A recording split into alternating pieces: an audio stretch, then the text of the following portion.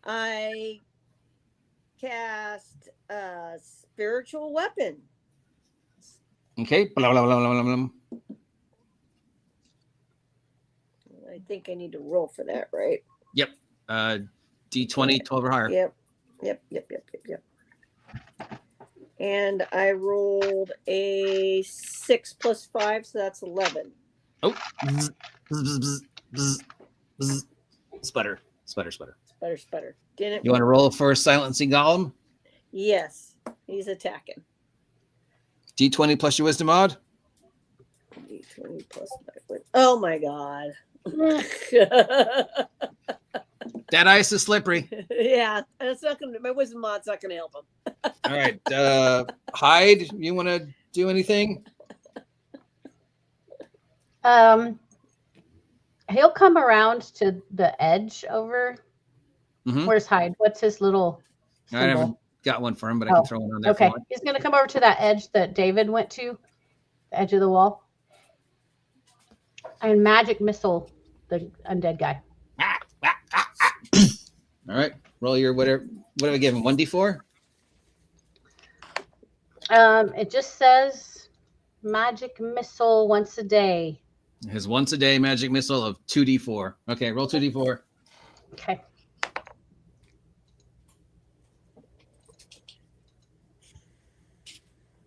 Five.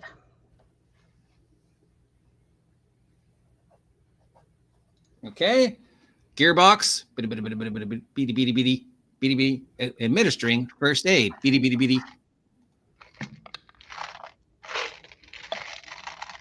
You get 10 points back, Nurse Honey.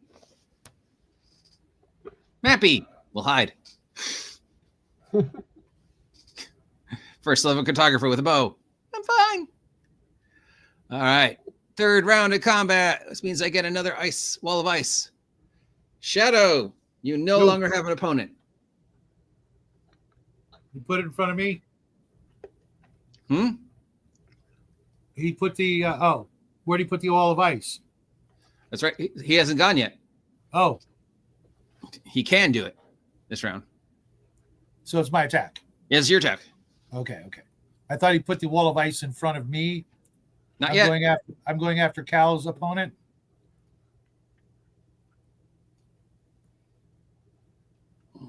$24. I think that hits. That's a hit.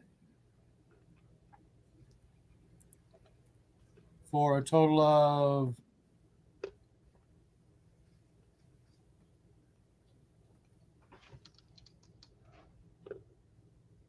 uh 5, 6, 7, 8, 9. 9 points of damage. Dead.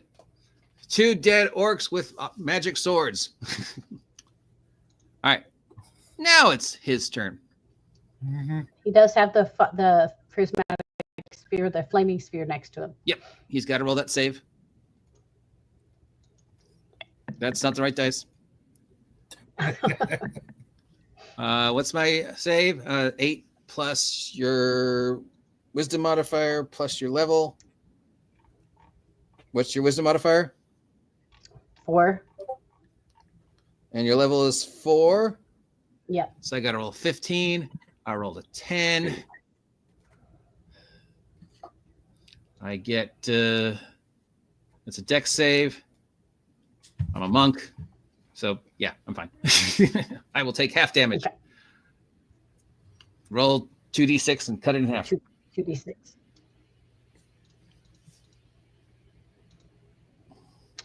So 5. 5. Okay.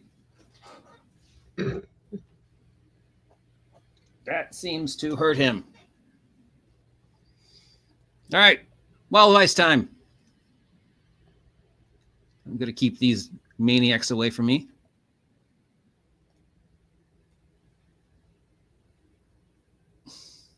Sablam!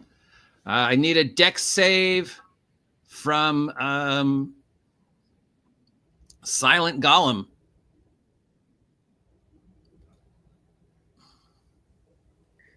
Alrighty. D20 plus your wisdom modifier for half damage, which will probably kill him anyways. That is a 15.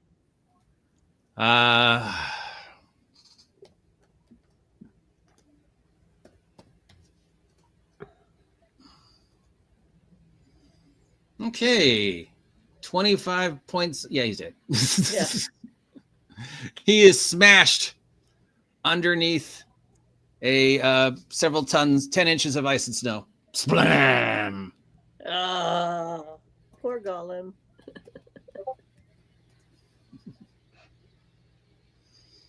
I don't know who the Splurg the Goblin is, but I've got a whole separate game going on the side Yeah, here. I see that.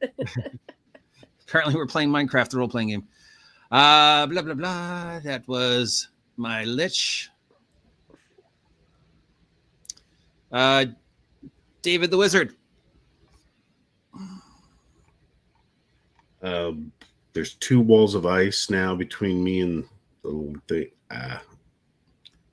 There is a wall of ice between you and Shadow and 44. There's a wall of ice between Shadow 44 and the bad guy, but there is no wall of ice between you and the bad guy because the gap is right here and the wall of ice is right here. So you could still use the gap.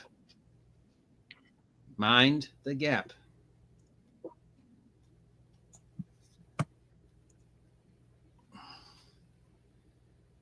On this, I'll go over here by the Raven or Crow, whatever. Hi, Raven. And well, can I get far enough to see him, or is that too far of movement? No, that's 10 feet. And then I'll just 20 more feet to go. I'm just gonna do my magic missiles. So 3 missiles. 44.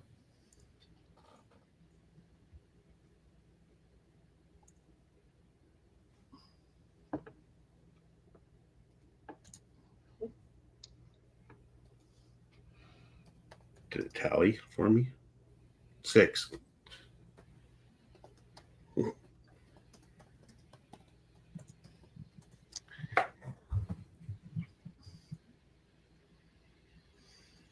Six points total? Yeah.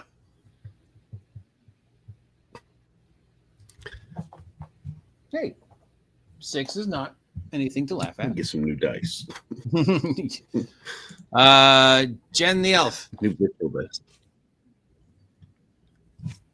I'm going to move over here as well. Just kind of say, hey, move, get out of my way. Okay, coming over here. And then for my action, I think I'm just going to magic potato. All right, roll a d20 plus wisdom mod plus level, DC 13.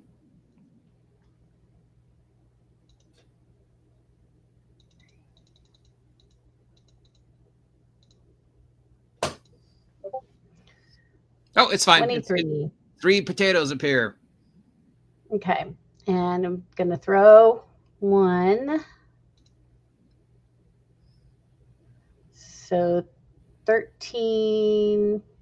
I didn't add any modifiers, but I don't think I really get any. Yep. So probably misses. Yeah, he's got that whole and, undead. That whole and undead. Then bonus action, I'm going to ram that flaming sphere into him. You said ram. Mm-hmm. He has to, and he can't move, I guess, if it hits him. Well, I mean, he could move through it and risk the damage, but if it's like in his lap, he'll take the damage. Well, it says if you ram the creature must make the saving throw against the sphere damage, and the creature stops moving. Oh, okay. So. Thanks for reminding me. 44. I will shoot the lich. You have a wall of ice in front of you. Oh! We're enclosed. I didn't realize. Oh, okay. Yep. Oh no! There's a hole behind. There's a hole behind you. Yes. Okay, I will run through that hole and go around as far as I can go. 1, 2, 3, 4, 5, 6, 7, 8, 9, 10, 11. I assume you want to go to where everybody else is going. Yeah. 13, 14, 15, 16, 17, 18, 19, 20, 21, 22, 23, 24, 25, 26, 27, 28, 29, 30. There you go. Okay. Shoot. Yeah. Oh, I can still? Oh, okay. Yeah. All right. All right. Your Okay. I'll give a move, so you can go back. Definitely got a hit with the laser pistol at 22 modified. The other one Okay. missed. So 1 die 8 of damage. Jeez. 1 point. Jeez. 1 point of kill damage. It is. It's 1. And your other gun missed? Yeah, the other got a 9 total. So I'm Yeah. Okay. Very slow, Nurse Honey.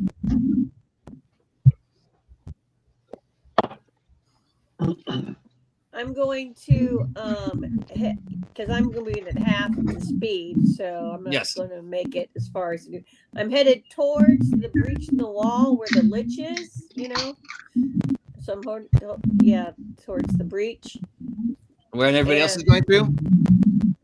Well, I know they all went around, but I'm going to probably make it probably half that distance. So I'm going to end up probably where the hole is that 44 came out of, and I've got my weapon. So I'm going to let the weapon attack the lich.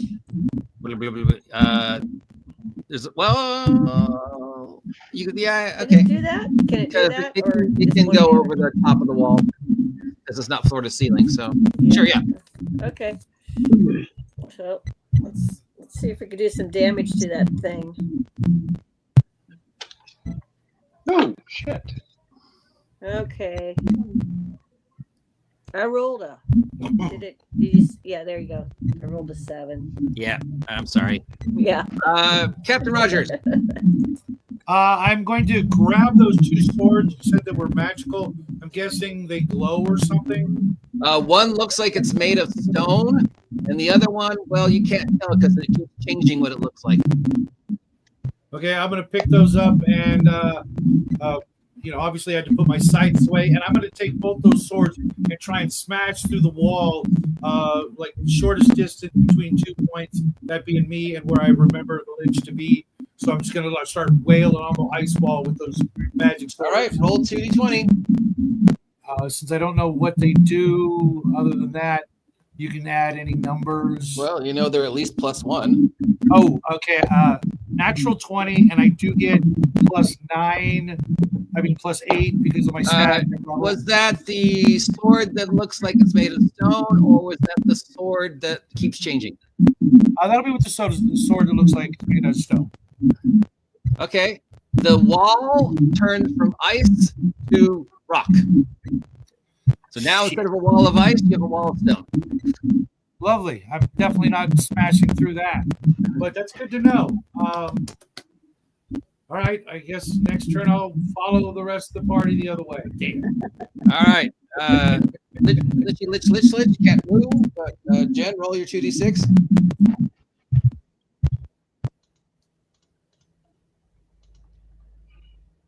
11. 11. Roll my dex save for half. 8. Your DC is 8.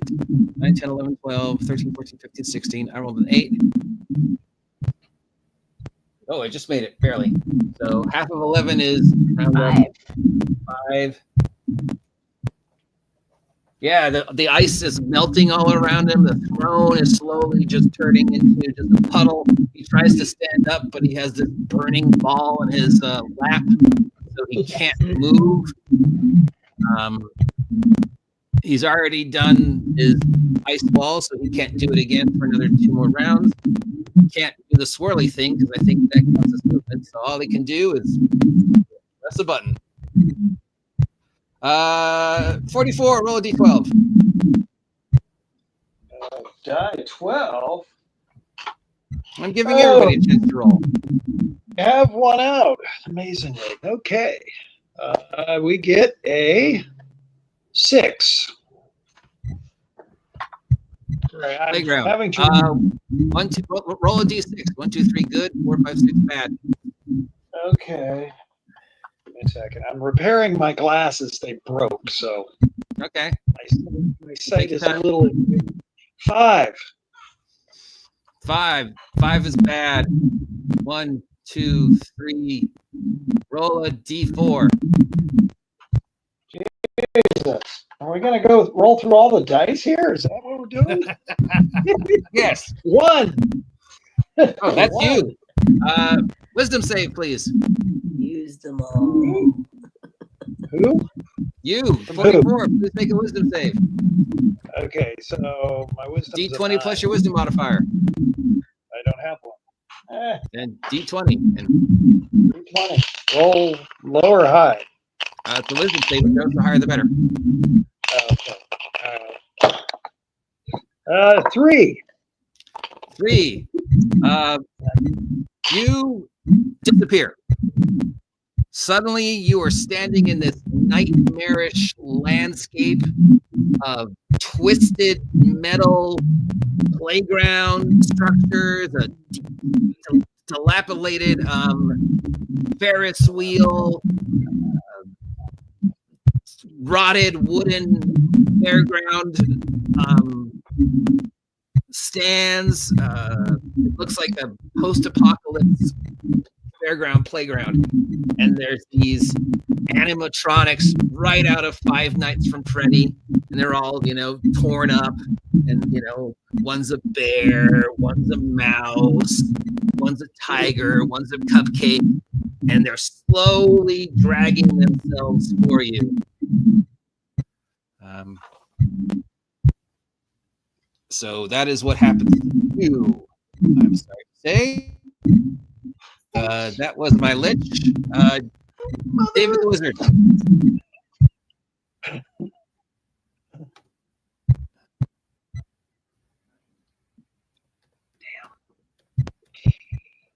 they're not really prepared.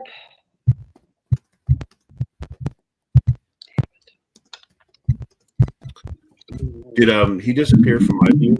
Oh no, he's still standing there perfectly fine. Okay. Okay. Yeah, he just stops, drops his 2 guns, and he's just staring off into space. I'll assume he's rebooting here. I am going to move up to Jen the Elf and cast Cat's Grace on her to up her dex by 4. Jen the Elf, as if you weren't fast enough. Your elf stuff is now. 2 points. Oh, this is where I will remind everybody that unlike the rest of you, Jen the Elf is standing on top of the ice as if it doesn't bother her because she's an elf. Because elves do everything better. Yeah, elf stuff, man. They walk on snow. They don't have to worry about that stuff. And that's the end of my turn. She just does it to make the rest of you look bad. All right, Jen the Elf. Parkour. No. I'm gonna kill an elf. I'm gonna kill a giant elephant with 2 arrows. First, I'm going to magic potato All right, roll the hit. at him. Here we go. No, I don't think that is it. So then I'm going to back the sphere in and ram it into him again. All right, this is the last round of the spear, I believe. I think so. Okay. 44. You were in this nightmarish hell landscape. You were being slowly approached by weird animatronic cyborg nightmare Five Nights at Freddy's. What do you do? Back up and shoot at them. Oh, which one do you want to shoot at? The bear, the leopard, the rabbit, or the cupcake? The bear. All right. 21 and 11. 21 hits, 11 hits. Oh, okay. Well, that's okay. 2 points, and so altogether 16 points of damage, supposedly. Bear goes flying back, huge burning hole in its chest, another huge burning hole in the side of its face. trips, falls, crashes through a rotted, dilapidated popcorn cart. Now the smell of wet popcorn fills the air, which is just an awful. He's just there sparking. Our very slow cleric. All right, I'm going to continue towards the breach or the opening where everybody else went. Okay. Okay, and if I can get around it, I don't know if I can get around it and see. I'm going to cast hold person on the bad guy. On the bad guy. Okay. On the bad guy. Roll a d20 to see if it works. D20 your wisdom modifier plus your level, second level spell, so DC. Oh man, I am rolling Sputter. bad on digital. Sputter. It won't even. All right, that's done. Captain Rogers. I am going to make my way toward the rest of the party. If I come anywhere within shouting distance of Sister Francis, I'm going to yell, "Ready!" Yeah, where are you? He is still here, but now he moves over to here. Oh, he's over there. Okay, all right. Yeah. Sorry. Okay, I'll fix you up next I'm turn. slower than you. All right, my undead, witch, demon, whatever he is. Ben, roll the last 2d6.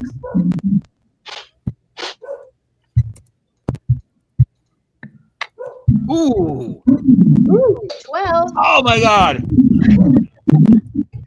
Yay. She's gonna Chris cut him with the Chris cuts.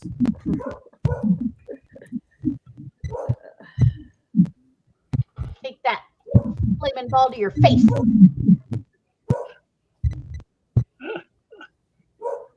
Ouch! Yeah, his whole thing, just the robes go up in flame. You see all the little flake faces start screaming as the robes burn up. The metal of the crown starts melting on his head. Whoa. And you can see like the gold dripping down, all cool. Because it's, just a crown. It's not magical or anything. So you see this skeletal, quasi-demonic looking lich demon, ice demon. You're not sure what he is. And he definitely looks upset. He would get up and attack you, but he can't because there's a burning ball of fire in his lap. So all he can do is point the wand at you and hope he gets something more successful than what he's been getting. Shadow,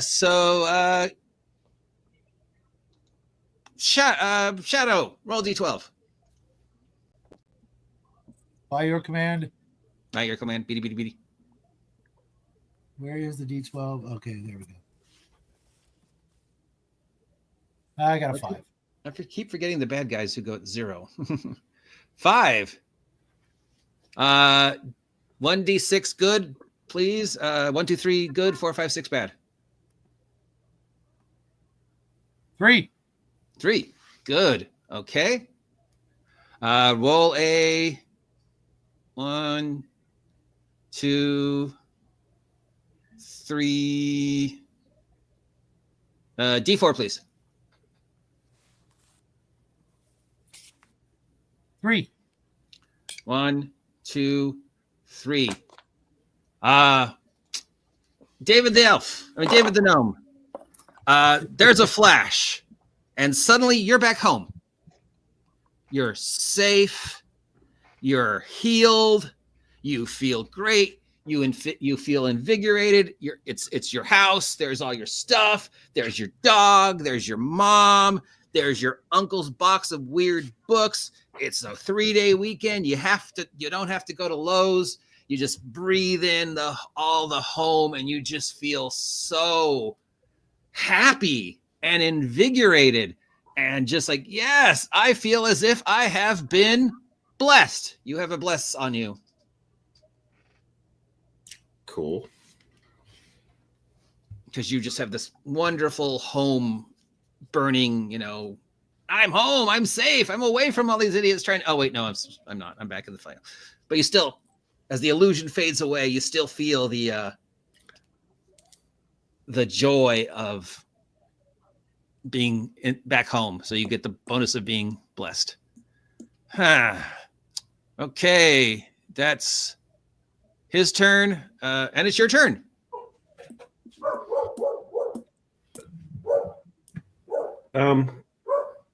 Is the guy's melted, right?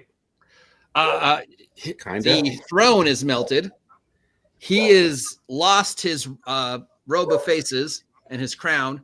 So yeah, you can see what he looks like now.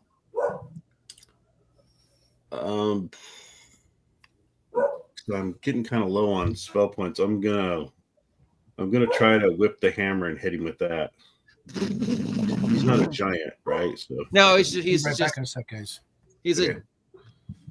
So he's it's a just demon that has been reanimated as an undead. If that makes sense. An undead demon. So 7 plus my dex bonus is nothing. So Plus 3. 7. But remember, yeah. it's a +2 weapon. 10. So 10. Oh, do I get blessed? What is that, a D4? Yeah, you can add D4. But even if you roll a 4, it's not going to be enough with his monk armor class.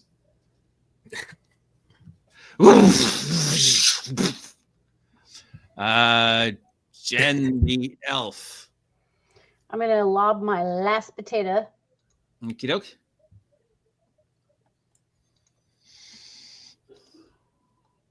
Nope. All right. And then I'm going to move. I want to move up. It might sound crazy, but I want to move up closer to him. Okie dokie. 44 in this nightmare landscape. So you have to let him back in. He went to get his earpiece connected. Oh, okay. 44. You're in this nightmare landscape.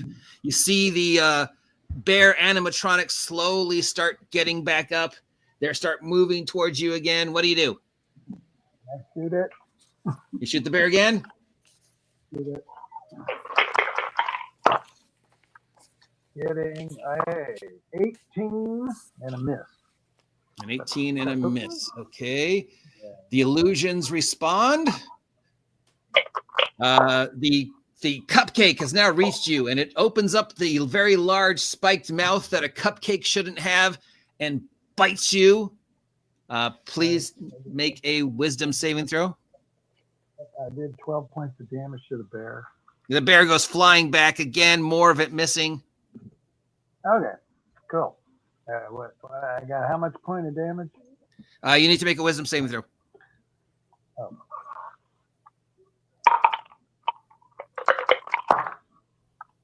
Well, that's not good. It's a 7.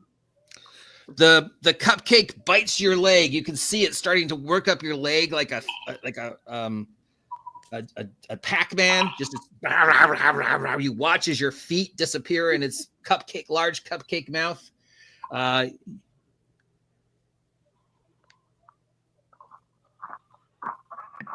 You take 1 point of wisdom damage. Wow. The rabbit and the cheetah both move up to attack you. Make 2 more wisdom saving throws, please.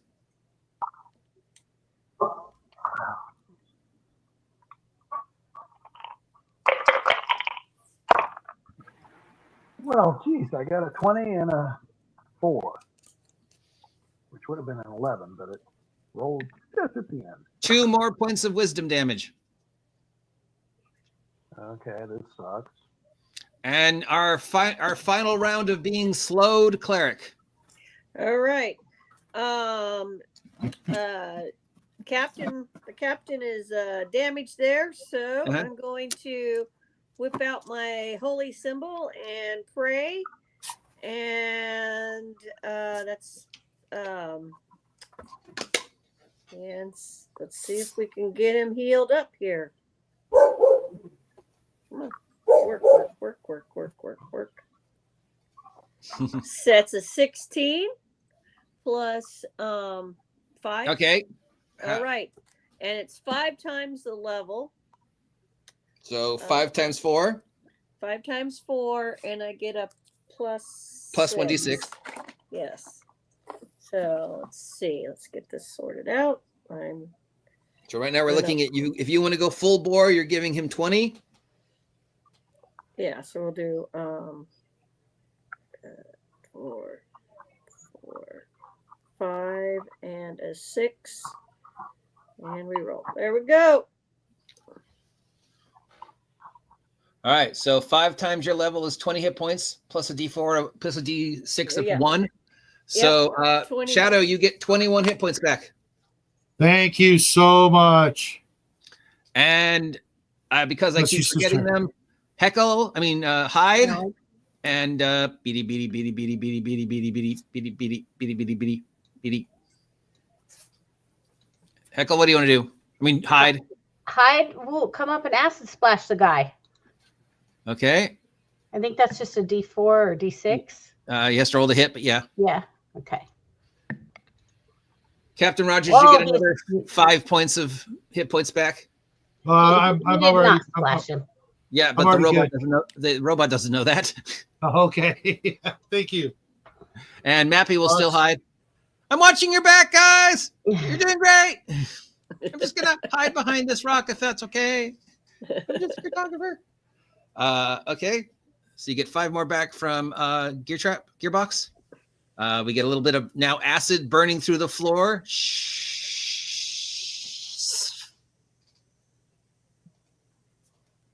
And we're back up top with Captain Rogers. Oh yeah. Do I see any hostiles? I mean, besides the Lich demon thing? Yeah. Well, yeah. I the screen's really hard for me to. I see most of my allies, but The only hostile left is the Lich demon, who now can move. I'm moving toward him. And if I get close enough, I'm going to let him taste these. Oh, nice. Since I still have the new blades in hand, I will use them. Okay. Roll for the blade that looks like it's made out of stone. That's 24. That's a hit. It's a long sword, so it's a D8 plus your strength damage modifier, plus what any else you might have. I don't know what the magic is on the blade, so I just have. Just add your strength modifier and assume it's at least +1. Yes, so that's 6 points. All right. What is this actually? All right. Yep. Okay. And then the other one that that's weird. That keeps switching what it looks like. Yeah, I don't know what it looks like now, but whatever it is, I'm using it. It still does longsword damage. Oh, okay. 17 hit? 17. Nope. Missed him by 1. Okay, good to know. His turn, and you're right in front of him. I know. I'm big and dumb. That's how they grow them on the farm planet.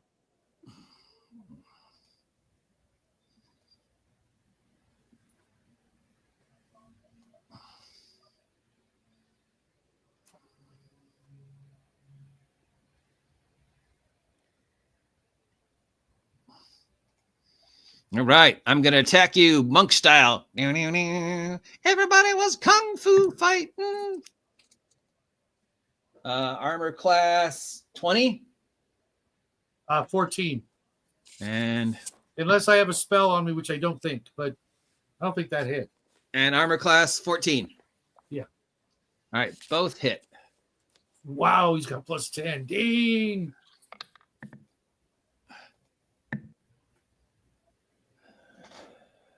I'm rolling the wrong dice.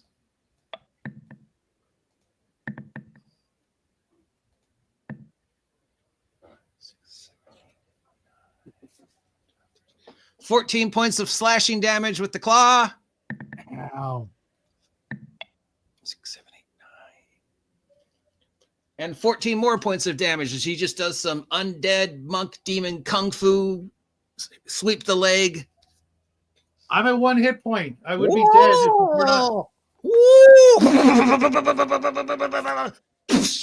You have 10 seconds to regret your sins.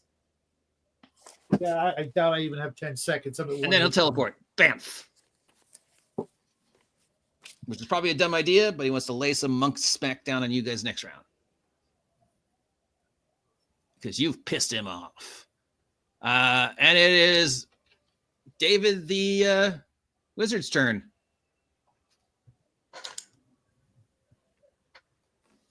I'm gonna cast my ice knife at him. So I need to make a ranged spell attack.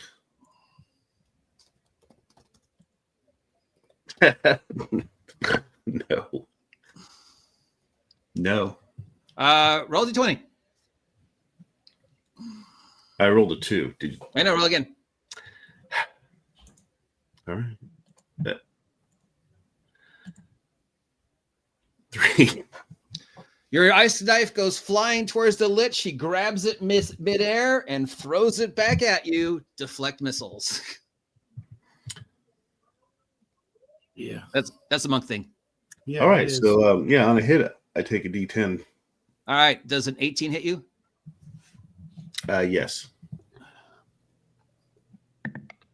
7 points of damage plus whatever. That's a nice knife, mister. Whoa! Whoa! He's doing all his monk shit now. Blah, blah, blah. But don't worry, he's almost dead. He's a lit. So are we. Was that about me or the? What? Nice, Mr. Burton, as he throws it back at you. Druid. I'm gonna cast Flaming Sphere again on him because that seemed to hurt him pretty good. Yay, I'm back. Let's roll. I got a natural 20 to cast it. Bram. All right, it'll be. I don't know. I'll add some fairy pixie dust to it. Yeah, I mean, you definitely hit him. So roll your 2d6. 5. 5. I will give him disadvantage on his saving throw for your natural 20. That seems fair. A 6 or a 3. Well, even without the disadvantage. All right, do your damage. No, it's 5. 5. Yep, 5. You see his demon bones start burning, and you can smell the burning bone. It smells like barbecue. And of course, he can't move. Very well played, Miss Jen. Very well played. Nice. 44. You are in the nightmare landscape. You have a nightmare bear, a nightmare rabbit, a nightmare cheetah, and a cupcake. The bear once again gets up all tattered with all its holes in it, but then it falls down and just sputter. Well, shoot the cupcake. It's eating me. Yep. Don't roll a 1. You'll hit yourself. Okay, well, I missed with one of those for sure. It's a 3, or 7, 15. 15 hits. Yeah. Got 8. There we go. Burn a hole through the cupcake. It smells like baked bread. It's delicious. It falls off your leg and just goes rolling away.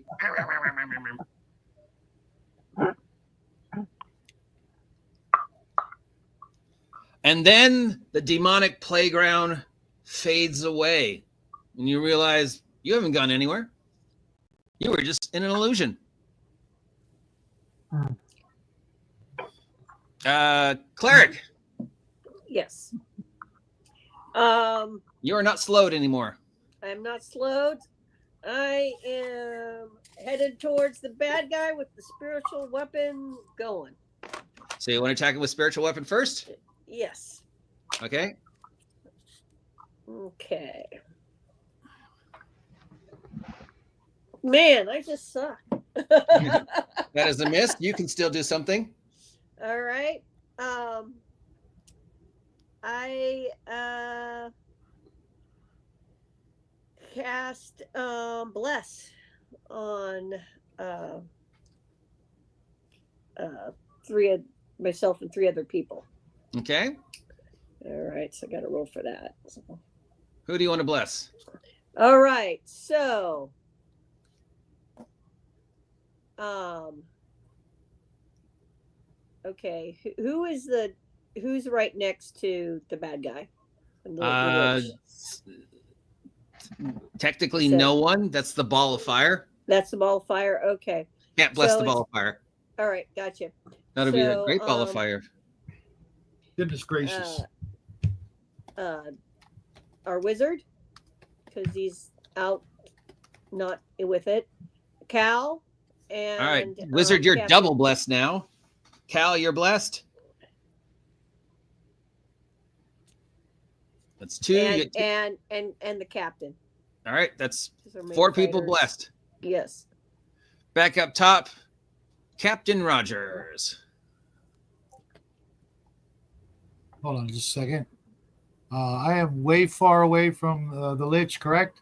Yes, you could. I don't know. Shoot him. Yeah, I'm gonna put the swords down, pull out the 1911, and take a couple of shots. Don't forget your bless bonus. So you Oh, get bless thank you. bonus there on the shots and So- stuff. D20 plus your Dex mod plus your level plus the bless bonus. Yeah, 1d4 attack or save. So D20 plus 1D4 plus Dex Level mod. plus dex. First shot is a 14. I'm pretty sure that don't hit. Nope, but you remember you get to add a D4 to that. Yeah, I'll save it for the next shot. The D4 still not going to hit.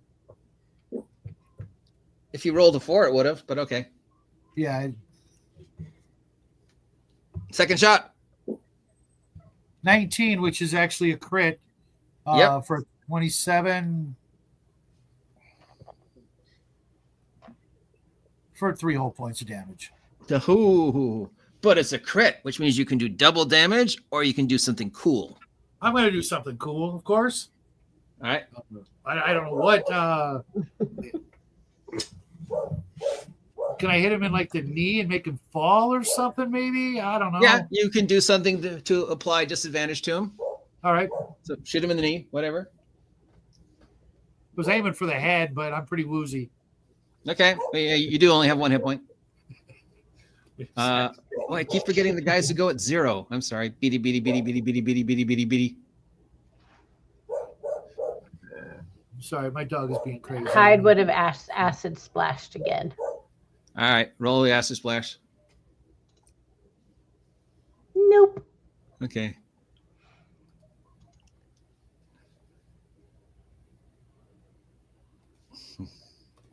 Yes, Splurg, he is a captain from World War II that has been trapped in this weird universe.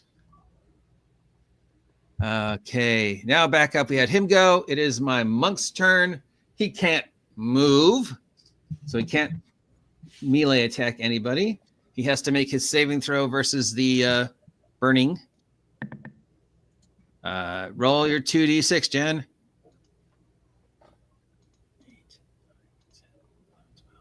10. 7, 8, 9, 10, 11. 10 points. Yes. He failed his save, so that'll be 10 points of damage. More flames licking at him. Can't move, so all he can do is press a button and hope for the best.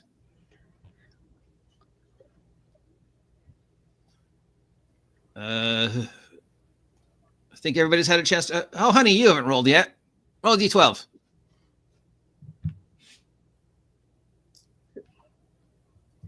What did you say? Roll a d12 Oh, me rolled d12? to see which button he presses All right. on the Wand of Wonder. 7. Ooh.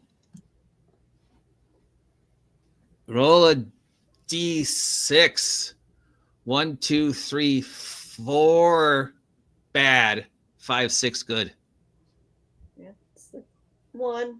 Oh, Well, This is not working for me, people. yeah, but it's all random who gets affected. 1, Yeah. 2, 3, 4, 5. Roll a d6. All right. 1. Captain Rogers. Ouch. No. Oh no.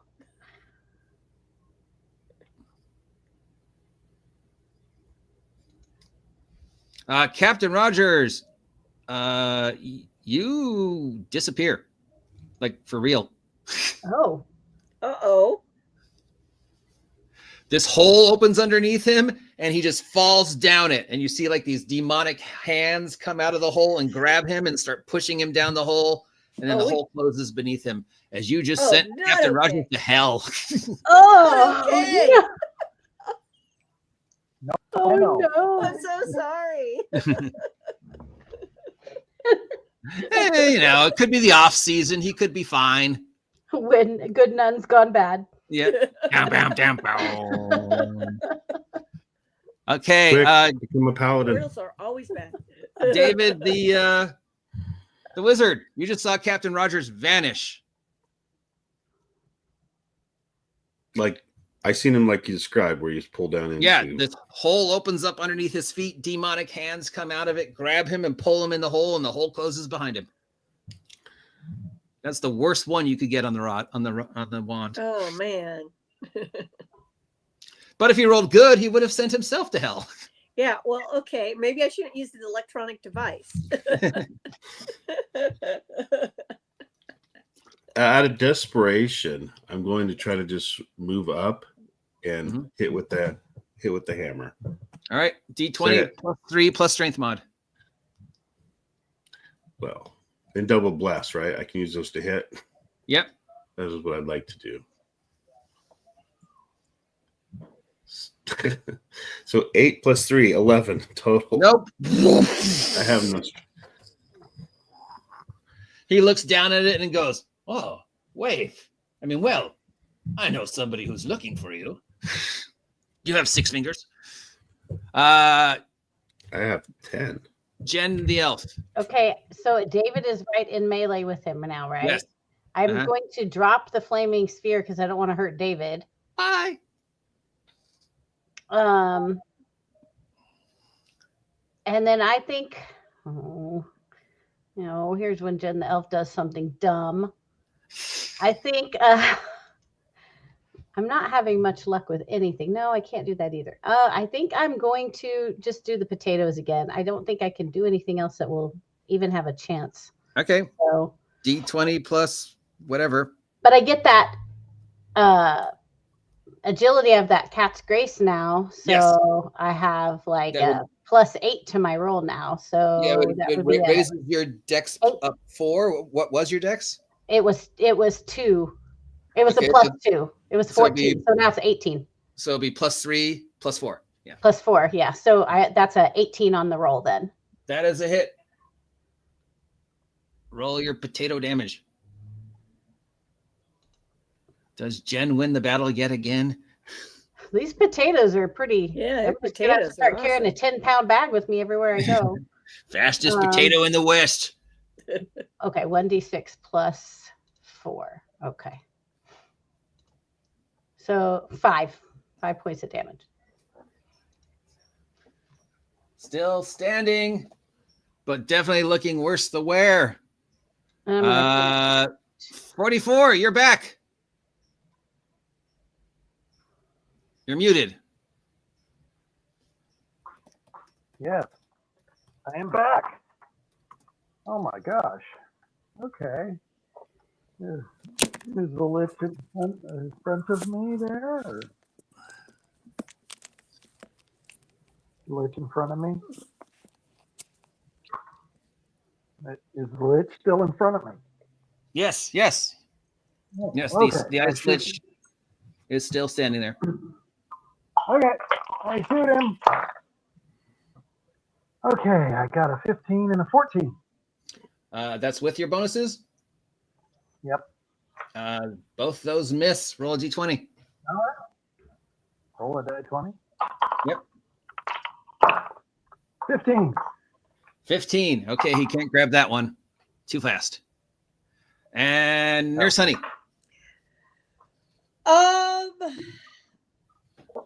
I decide to attack the stupid lich again. Okay, roll for your spiritual weapon. Yes.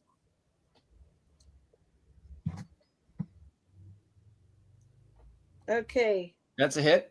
That's a hit, and that does 1d8 plus 5. This could kill him. Okay. Well, yeah. He needs to die now. So that's 8. How do you want to do this? The spiritual weapon plunges right through the top of his head down into him. The ice lich has got a spiritual glowing ruler, goes right into his head, comes out the other end. He looks at you, surprised, and he's like, "With a ruler? Christ compels me to destroy you." And the same hole that appeared under Captain Rogers appears under him, and the demonic hands grab him and pull him down, leaving the wand behind. Actually, I think that's all he has on him is the wand. Oh, and his weird look, and his gloves, which nobody noticed because he didn't roll any natural 20. He has these weird looking gloves that look like they're covered in broken glass. And those drop to the ground too. And a key. All right, that ends the combat. I'm going to go potty while you guys think of how you're going to rescue Captain Rogers. Yeah. We got to So he rescue has- Captain Rogers. Sparkly gloves. He has sparkly glass glove things. Yeah. Glass gloves. And, Yeah. and How could we get Captain Rogers back? Yeah, where'd he go? The burning looked like pits the- of hell. That's not what I wanted to hear. Captain That's what it Rogers looked like is to gone? me. Where did he go?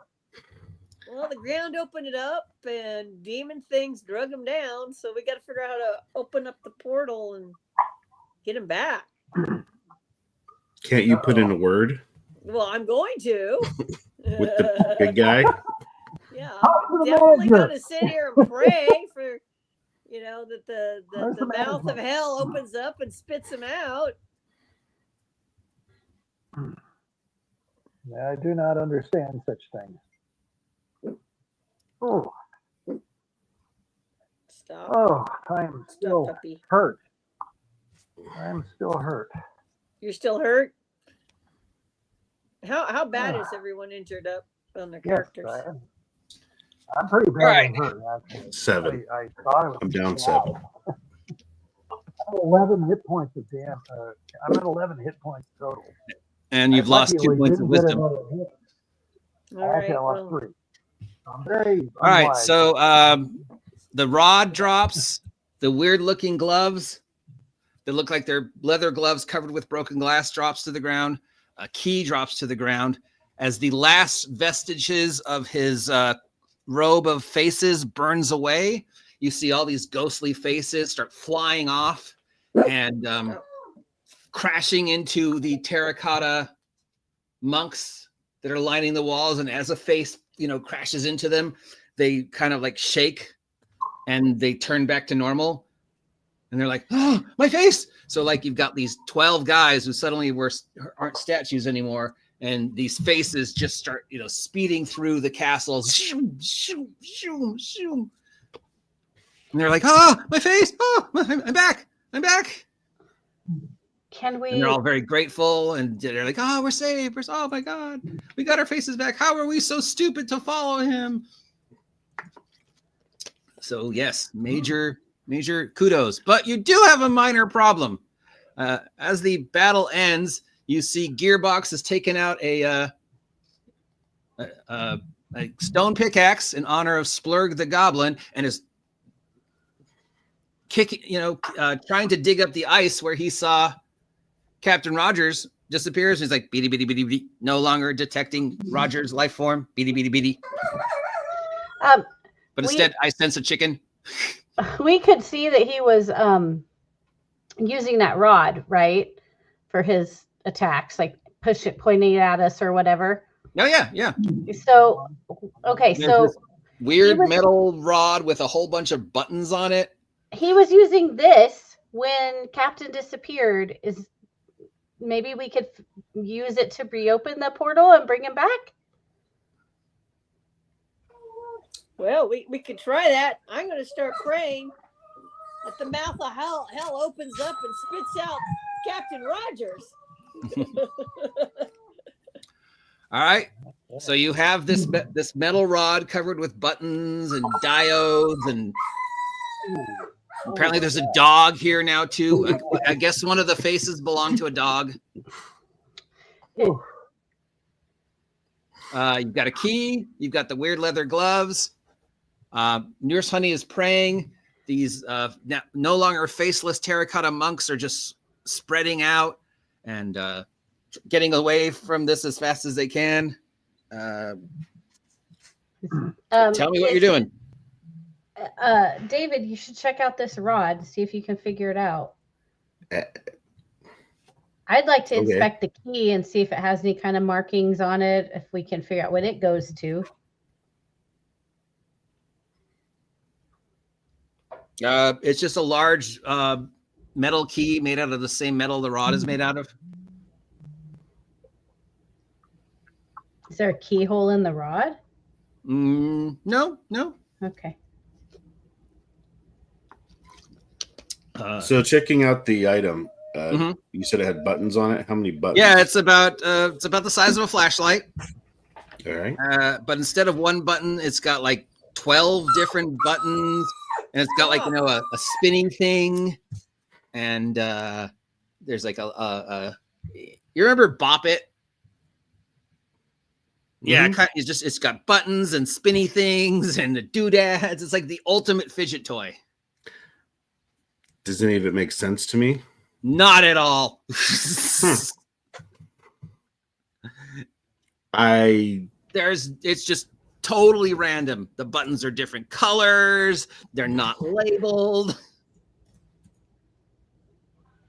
I mean, you probably could, try some of your spells, but we could point it at where Rogers disappeared and push buttons. Yeah, because that works so well for the Lich. Well, I do have a detect spell, but I think it'll only tell me if it's magic or not or something. But I'll go try that to see if I can get it to give me any clue or insight. So you're going to cast Detect Magic on it? Yeah, my detect, yeah. Yes, it is magic. And then I don't know if it shows me the aura or whatnot. I'll just see if there's any kind of thing I can make a guesstimation on. All of them. All the auras. This can do a lot of stuff, but I don't know It is how to activate specific things.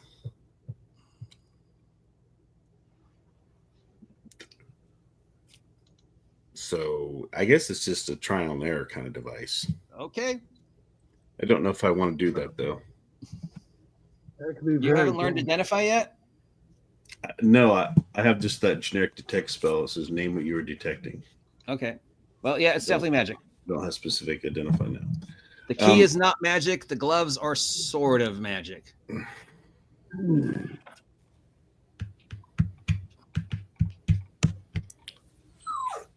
Who is really lucky? Jen. Jen. Rest of Am us. I? You killed a dragon with a potato. Yeah. Oh, that's true. I did. You mashed potatoes to death, remember? Yeah. True. Just missing the gravy. Yep. Yeah. You want me to look at something or do something? I mean, I'm an elf. I'm confident. I'll just You're toss just handing her the rod? Yeah, figure that out. He tossed it to me and I What could caught go it really wrong? cool and spun it around like a majorette. Yeah. Oh, Jesus. Yeah, it makes no sense to you either. It's the ultimate fidget toy. There's buttons, doohickeys, there's a bell, but not like a bell, like a bike bell. Just I mean, it just looks random to me. Yeah, it doesn't make any sense. You're not even sure which way is the right way to point it. This is very bad. We got to get him back. I'm going to ask the monks if they have any know how to get people out of hell. They all, the few that are remaining and just, ransacking the place, one of them goes, a couple of them shrug. One of them says, oh, you should try and ask the boat keeper or the old master if you can find her. Where was she seen last? Somewhere in the dungeons. Where are the dungeons? Dungeons. The boat keeper can take you there. Didn't we saw the boat keeper last time, right? That was the guy on the flying rock. Yeah. Yeah. Okay. You could go summon him again. That's a lead. Yeah. So eventually they start, ransacking the place, and then they start, like the ones that are like, oh my God, this is a total mistake. I wasted my life. There's a few that are like, no, we can still make this a monastery again. So a couple of them are standing around. Yeah, just don't pay the ferryman until you get to the other side. Speaking of which, good segue. Boom, bam, bam, bam, bam. Now, considering who you are and what your life is, your version of hell is standing in no man's land with the Allies on one side and the Axis on the other. You're in the middle. The mustard gas fills the air. Occasionally you see a desiccated looking humanoid form in just tattered uniforms wearing the gas mask. You hear moaning and just screaming, Doc, my leg. You're in hell. You are in the worst World War II nightmare hell you could think of. You have this weird sword made out of stone. You have this weird sword made out of you're not sure. You have all your stuff, but you're in hell. And a unit of Nazis starts walking towards you. But they are desiccated, just bloated, warped, nightmarish versions of Nazis, and they're all just like, yeah, fresh meat. What do you do? If you're gonna die with your boots on. Sword in each hand, I dive into the crowd and see what I can do. A paladin in hell, all right? Got it. Well, a fighter in hell by himself. No idea where he is. Probably won't end well I know for you. exactly where I am. Yeah, I mean, you're in your version of hell. I probably made it to good Dunkirk, just saying. Yeah, well, Dunkirk would have been heaven. This is hell, man. This is, the worst possible World War II hell you can imagine. And you're just surrounded by zombified Nazis who are just clawing at you and ripping at your flesh. But okay, roll a 2d20. Attacks, you mean? Yeah, if you want to attack them. Oh, gotcha. Like when am I going to get the opportunity to do this again? Up. I don't know why I did that. Let me erase that and start over. I like doing them one at a time. Because I don't know what the pluses are. I'm just doing it without the plus for the magic, if there is such a thing. So here we go. First one is a dirty 20. Hit. For a D8 plus. He goes down. Don't worry about it. Okay. Then I'll scratch that. If you hit, you take one out, but there's hundreds more. I'm just going to keep going until I can't no more. Okay. They claw and scratch at you. rip off your flesh. And every time they rip off a piece of flesh, they put a piece of a uniform on you to take place of the flesh that they ripped off. You know, so they're slowly turning you into one of them. Gotcha. And this goes on until you are just, you know, you're castrated, you're crucified, you're taken apart hundreds of times. You don't know how much time has passed. It is just awful. It is hell. All right. Days, weeks, months, years, seconds, you don't know. But eventually there is a lull as a Coffee break time. there's like an air raid siren sounds. The zombified hordes of Nazis stop and turn around. This Stuker appears out of nowhere, driving through the fog. It's all, you know, the black with the silver hawk on the center. Just this, you know, the genius of German engineering. And the Stuker stops and it opens, and this Nazi general steps out. Sorry if I'm offending anybody with the term of Nazis, but he is a World War II soldier. So yeah. And it's you instantly. I mean, he is just somebody really high up in the SS. He's got the black hat, you know, the black uniform, clean. None of the dust walks over to him, and he walks up to you and he looks at you and he reaches his hand out to you, pulls you up and goes, "You do not belong here," and starts dragging you back to the Stuka, opens the trunk of the Stuka, throws you in the trunk, and drives you someplace. We'll get back to you momentarily. Meanwhile, back in the castle of the Lich, ice monastery of the flesh. What do you guys do? Slowly, you know, a couple minutes pass. The monks who decide to stay are cleaning up the mess, getting rid of the bodies, getting rid of the ice. They pull up a table and some chairs for you, and they bring you tea. Well, I'm praying. One of them takes the jail keys and starts running off to check the cells. And talking about Jesus is the way. Yeah. Going to convert these guys. Roll a d20. You're praying, so something could happen. Yep, I am praying hard. Oh, I hate this dice. That's it. I'm going back to regular dice, guys. You pray and pray and pray, but nothing answers. Jesus is not answering your prayers. What did you roll? I didn't even see.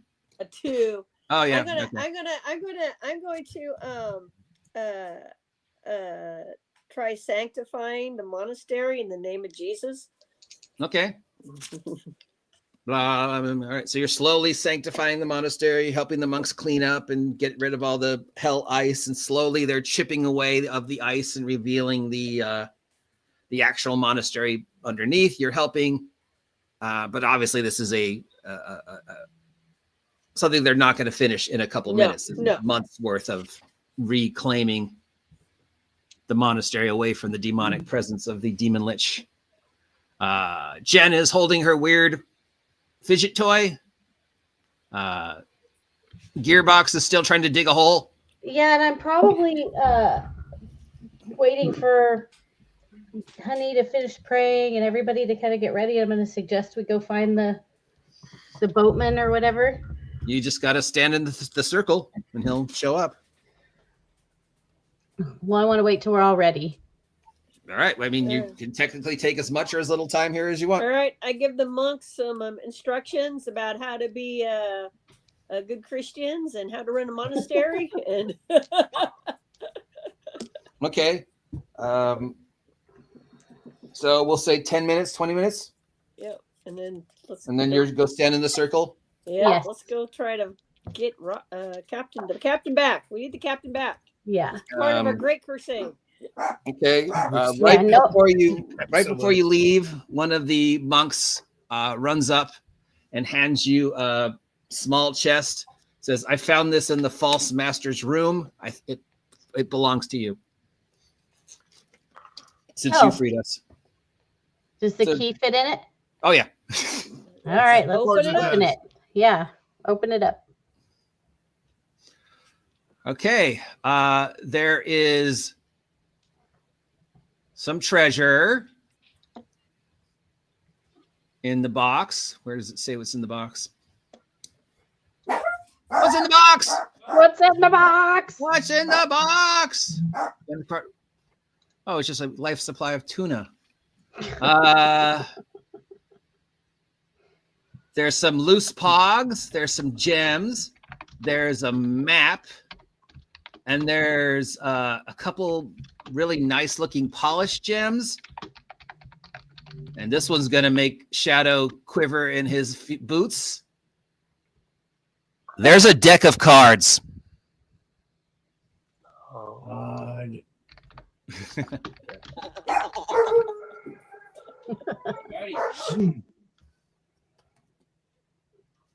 Well, I guess we should take all of it in our bag. I'm not there. Huh? I can't say anything. I'm not there. If anybody doesn't know who this is, what this is, they haven't been playing D&D. That's the player. That's the player, not my character. Yeah, character isn't very wise anymore. Not bad enough to begin with. Hasn't who's been the one? Hasn't Roger's been in charge of our pogs and stuff up until now? No, Cal. Oh, Cal. Okay, so Cal. 44. Yeah, I'm Cal. sorry. Or 44. Yeah, 44. Yeah, 44. If you want to add it to the total, it's 500 pogs. Okay. Then 50 pogs worth of gems, and then 3 gems you're not sure about. The really polished ones, they look like they're 10 gold pieces each. Well, I'm I'm gonna cast detect magic oh good. on The booty. deck of cards is magic. The 3 gems are magic. Ah. And I want to look at the map. What does the map show? It shows a buried treasure in a city that ain't anywhere near around here. Oh, we have a treasure map to somewhere. Mhm. Okay. Yeah, it says, it's got the X, it's got a city, it's got a name in a language you can't read. Oh, wait, you're an elf. It says Village of Hamlet. Ah. Gotta throw in all the classics. Okay, since I'm the elf and I'm the only one who can read it, I'm going to hold on to that. Okay, you have a treasure map to some buried treasure somewhere near a village called Hamlet. You guys With know your a treasure knowledge map. of the 2 towns you've seen here and the world you're from, yeah, you don't remember Hamlet. Wasn't that Cleveland, you think? Yeah. Cleveland? No, it's Illinois. No, Illinois is Shermer. That's somewhere in Normandy. Yeah, Hamlet's in Normandy? Maybe. I don't know. You don't, from Shadowrun Earth, you don't remember ever hearing about a town called Hamlet, but Obviously, Normandy. France. yeah, Normandy. Hamlet, Normandy. It's a small little suburb of Normandy. Yeah. I'm assuming that Nurse Honey, her sister, tells us that the 3 gems are magical. Yes, Yes. I guess. I don't know. Yes. Okay. Yes. You have 3 magic gems. You have a magic deck of cards. You've got a pair of magic gloves. You've got a magic rod. Plus, you've got all the other stuff you found before. I'm trying to get to that. But anyway, so who wants to hold on to the various magical items? Well, I don't think that I do. I'm clergy, Because- so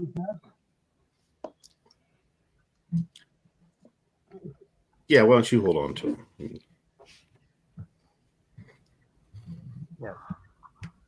right now, More I mean, appropriate. it's going to We'll be hold the. on to the cost and the other gems. So who's holding on to them? You all. I You. am. You just Oh, have So okay. she's holding the Why magic not? gems. All right. Why not? I have the magic gems Because I have enough pogs to carry, and I do not and need the that. magic cards. You And the protect magic your gloves. And I have the magic glove. Somebody has the wand. I have the rod. And Yeah. Claptrap Gearbox is carrying everything else you've found. All right. Let's go try to The figure out- rod, the scroll, the crossbow. Oh, actually, Mappy has the crossbow. Mappy has the crossbow. That's right. The top, the map, and the mirror. That's all the stuff you found so far. Yeah, So you all eventually wander over to the metal emblem in the ground and stand on it. And within a few moments, the floating rock appears with the now has faces back pilot. And he's Is there a possibility? where do you that wish me to Honey- take you? we need to get our friend back from hell. Face saviors of faces. Okay. Is there a possibility, honey, that you can heal me? I am. Oh yeah, I Badly. can heal people while we're. Yeah, she can heal you up, but she can't replace the lost wisdom. You got to get that from Yeah. resting. Yeah, I think So that's which friend is missing? our captain. Our captain. Yeah. Where did he go? The where ground in the- opened up and demon-like beings drug him down. And then it The closed. ground opened up. Well, the only thing below the castle and the monastery are the old dungeons. I could take you there. All right, we got to find the old master. All right, Of the so you step monastery. on the flying rock. It takes off. All the monks are like, "Bye, thanks for rescuing us." We'll probably Can be you roll corrupted for- again in a few days, but for now we're fine. Bye, thank you. I tried. And you fly out across the giant floating rock landscape. He zooms around the castle twice and then starts speeding towards the ground. And you're like, ah, but then the ground opens up and he zooms you into another section of the castle. Okay, Nurse Honey, were you going to roll for healing me? Yes. Thank you. Where's the map? Before we get there, it's Just probably just a good idea to heal me since I'm pretty impaired right now. It's all good. So Just that's a Okay. So he lands you on this 14. That should have worked. this chunk of rock, stretching across from one chunk of rock to the other chunk of rock are these discs. They're just floating in the air. And he lands on one side. These discs stretch to the other side. And beyond that, you see a bunch of tall, thin towers, all built in the center of this lake. Mhm. And the lake is just this bubbling, oozing lava. Each tower ranges from 5 feet to 20 feet to 30 feet. They're all made out of the same black stone, just all sort of twisting out of this large lake of magma. And on top of each tower, there's like a prison cell, a dome kind of thing. See if I can show you guys the picture.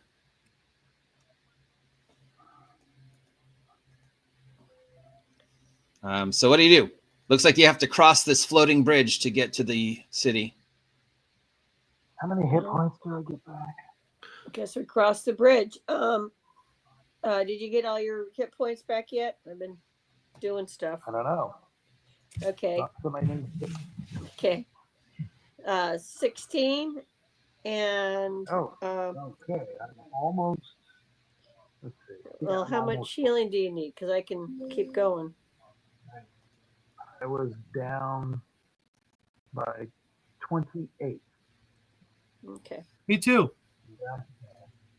Don't worry, I haven't forgotten you, Rogers.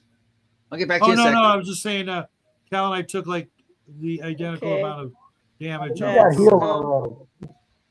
What you That's got 5 healed more. early. Okay. Well, I'm that's only down 7 now. 18. So you should be Well, now I'm fully healed. healed. Is Thank anybody you. else Thank hurt? you. I can do this one Yeah, more time. I'm a little hurt. Okay. If you could. 15. Oh yeah, wait, yeah. It's Are almost y'all all good? Yes, and then some. All right, Thank there's you. the map. All right. I'm healed up too. All right. So we're all healed. Anybody was hurt. All right, zoom. All right.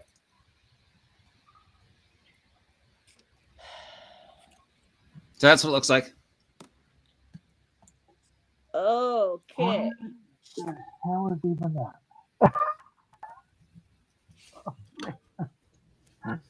And where are we? Uh, That's you the are here, and you have to hop, skip, and a jump over to here. Okay. Here, you have to go to here. Okay.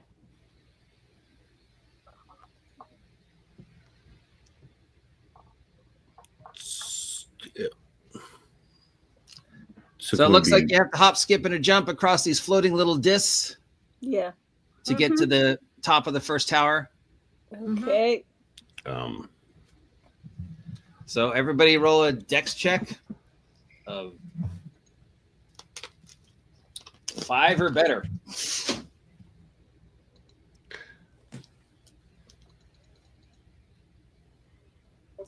Oh, cool. 16 plus 1. Boopity boppity boopity boppity boop. Made it. All right, 13. I made it.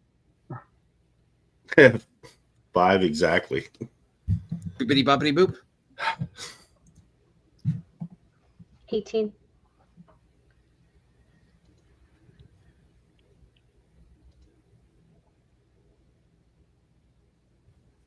Okay.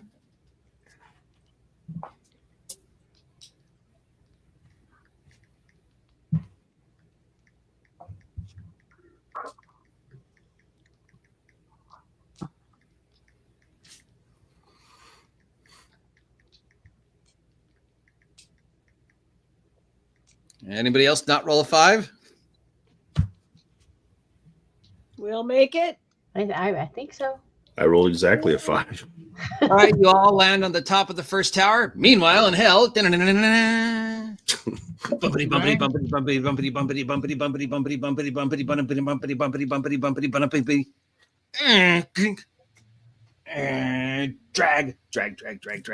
drag.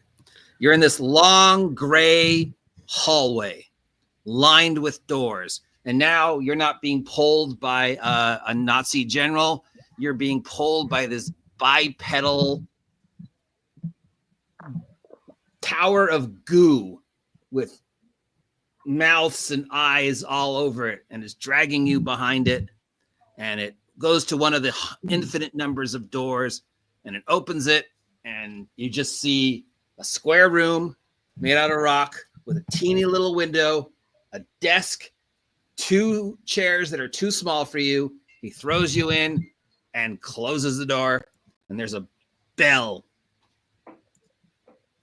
on the desk. Okay, I'll ring the bell. Okay. You ring the bell, and then you notice that there's a sign, a little teeny sign that says "Do not ring bell." Okay. Hell. And you see on the ceiling this old radio, and you hear, "One moment, please." So all you see is a stone table, 2 chairs facing the stone table, which are too small for you. Okay. That's it. And the radio, and the little teeny window, and the bell, and the sign that says "Do not ring the bell." I light a smoke and enjoy it, leaning against the wall, like I own the place. Okay. Another little sign appears that says "No smoking," and your cigarette goes out. Oh, bro, in hell. Oh my God, that's hilarious. Of course. You hear the laugh of a demonic little voice off. Time passes. You don't know how long. You start getting hungry. You start getting tired. Eventually, you have to go to the bathroom. It could be days, weeks, months, years. You don't know how long you're there. It's just mind-numbingly. You try and sleep on the floor. It's too uncomfortable. You try and sit in the chair. It's too small. You can't seem to get comfortable. You can't seem to find the right spot. But eventually, a door that you didn't see before opens, and this desiccated 100-year-old woman comes out. You know, she's got the hole in her throat from the tracheotomy. She's dragging the oxygen tank behind her. You know, Offer her a cigarette. She looks like she's 10 pounds. She's got this brightly colored muumuu on that's just hanging off of her things. And she sits down in a chair that you didn't see before. And she pulls out a cigarette and sticks it in the hole in her mouth, shades of Beetlejuice. She pulls out this huge file. It says top secret, U.S. military, classified. She opens it. It's your entire life. Landis. Roger Landis. Yeah, that's me. You see anybody else here? Ooh, there's a sin. Sin. Which one? It might be one of my favorites. That's not good. Roger Landis, case number 12,456. Inhale prematurely. How do you plead? Plead? Not guilty, of course. Guilty. You said it yourself. Premature. I ain't supposed to be here. You ain't supposed to be here, Landis, but you're here now. You're not supposed to be here for another 16 years. 16 years? Yeah. Oh, why'd you gotta tell me that?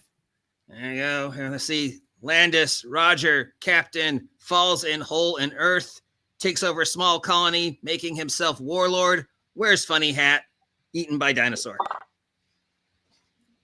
Yeah, that's what my mom said would always happen to me. But you're not supposed to be here for 16 years. You're still alive, Landis. There's a lot of rules you're breaking by being here. I got to figure out what the big guys want to do with you because we don't like the living here before they're supposed to be here because they tend to kill people and take our stuff. You got some stuff? Stupid adventurers always coming down here and making hell worse. So I'm giving you... Like the place was Beverly Hills when I got here. Hey, this is the good level. You're lucky you're here. You're lucky I'm my caseworker. I'm the nice one. Thank my lucky stars. All right. Standard. All right. I got some forms you need to fill out. Funk. Phone booth size stack of forms. Number 2 pencil. No mistakes. And she walks out and closes the door behind her. Let me know when you're done. I get to work. All right. You start writing. But first, I'm going to knock the stack down and use it as a bed and get a couple hours of shut-eye. You try, but you keep getting paper cut. The piece of paper, the papers flutter underneath them. One occasionally randomly catches fire.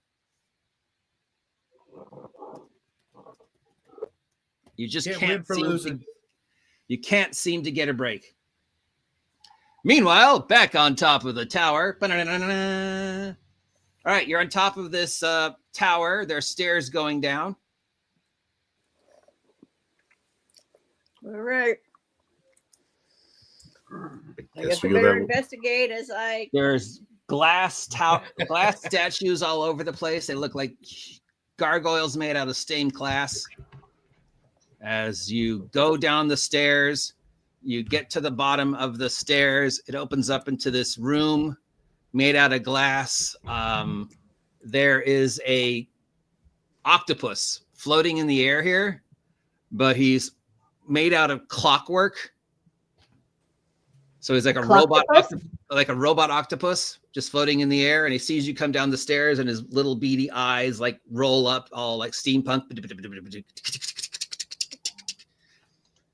And you hear this like, and this thin piece of paper comes out of his mouth, like an old school stock ticker, you know, and it rolls out, and it says dropping off or picking up. Picking up? Prisoner's name. Captain Roger Landis. It stops for a second. No such prisoner. The master of the monastery. Yeah.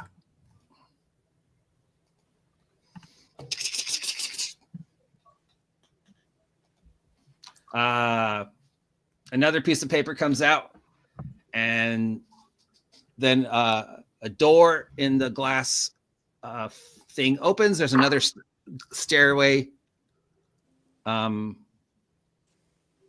down. The clockwork. God, I can't talk. The clockwork octopus starts floating down the stairways, gesturing for you to follow. I'll follow the cloctopus. Let's go. Okay. Takes you down the glass tower to the ground floor and walks you across the ooze. There's like stepping stones in the ooze. Every time you can see these like vaguely humanoid forms made out of ooze occasionally grow out and then splash back down to the magna. Takes you to this large central one right here. And his little tentacles go inside and start twisting the door.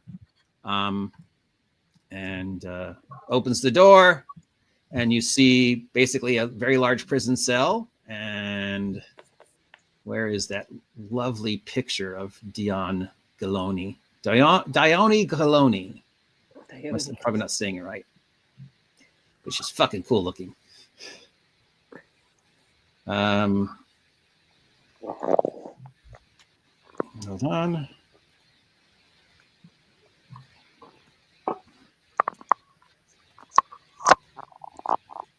Her. Oh. A undead Medusa.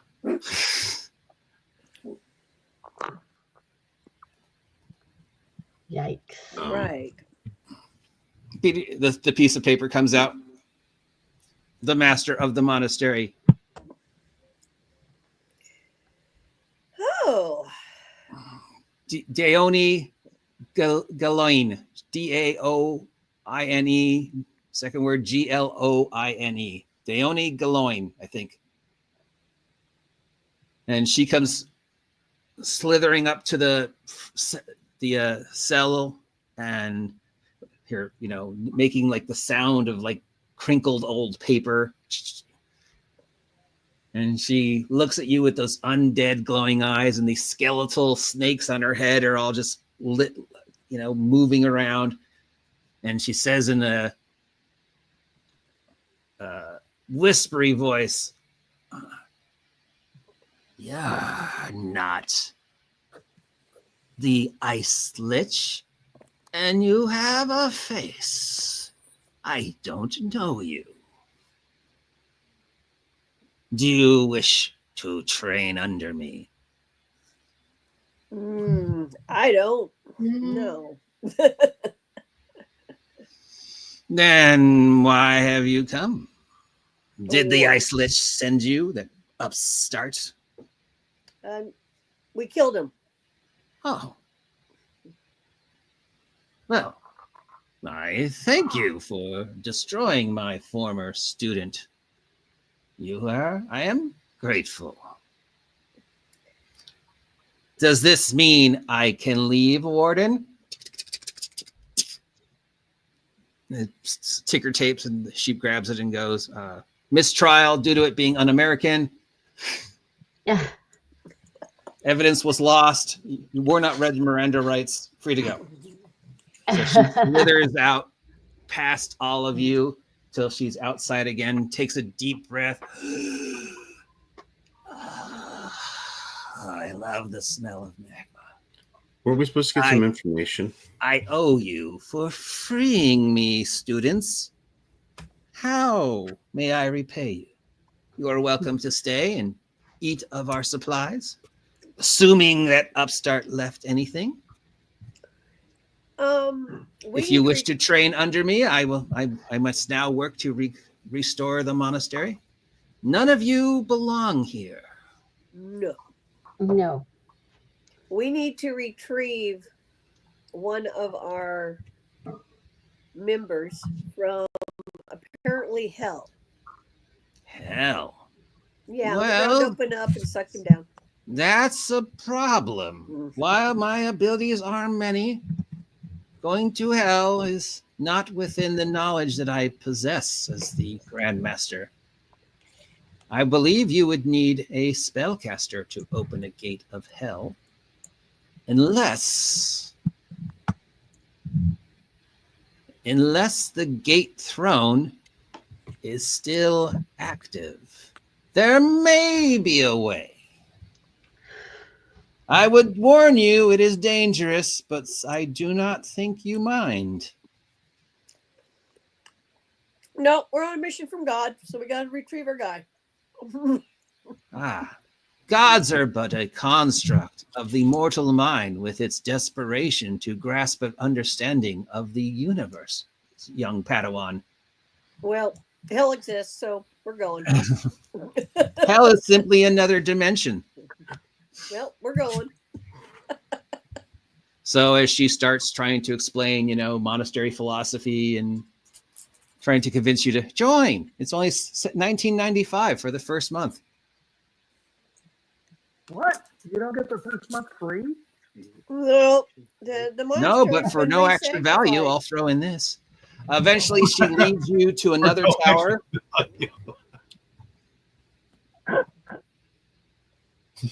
I've never heard that before. Christ compels us to find a friend. She leads you to a large, squat tower that dominates the surrounding buildings. Heaped around its base are a jumbled tangle of old machinery, clockwork parts, piles of broken glass, shards, and numerous oddly shaped glass statues. It looks like a garage. Like it's got the corrugated metal opening. And she looks at the clockwork kraken, and again, its little tentacles go in and unlock. And you're in luck, my students. It seems the upstart did not find the gate throne. And in this garage, there's basically a Stargate. Yeah, I think we all know what a Stargate looks like, right? Yes.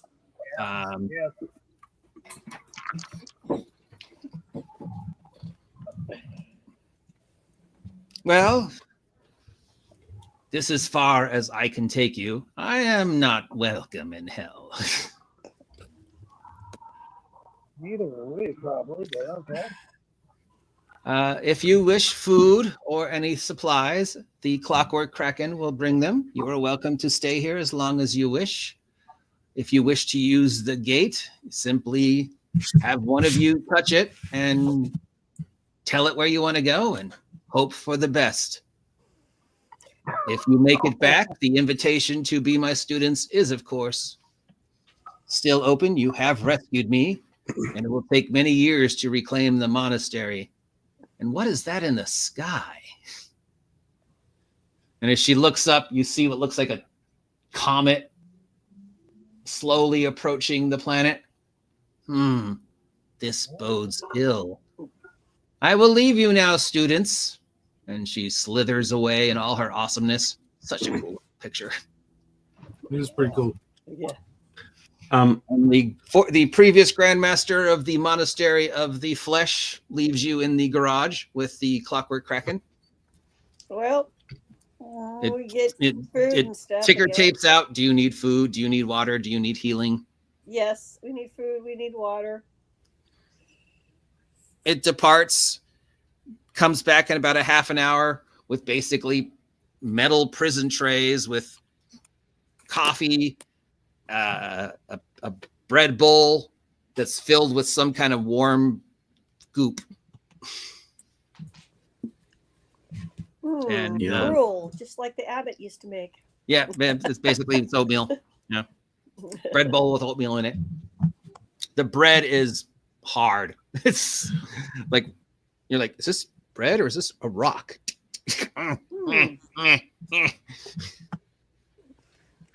Prison fare. Yes. All right. Everybody ready? I think I'm as ready as I'm ever going to be. Do you know what? No, but not stopped us before. So. Right. Oh, yeah, you're right. Ah, good observation. Holding my Bible up, I put my hand on the thing, and I say, "To the level of hell that our friend Captain Rogers is at." Zhink, zhink, zhink, zhink, zhink, wham, wham. The nether gate opens. You see the swirliness in the center of the circle. You get the general idea you're supposed to walk through. And saying wait, prayers what- about what- how God protects us, and but your onward word Christian Yeah. soldiers, we are going. Here's honey. Wait, you said the level, but shouldn't you have picked the location he's at in hell? The level could be that. Oh. Hmm.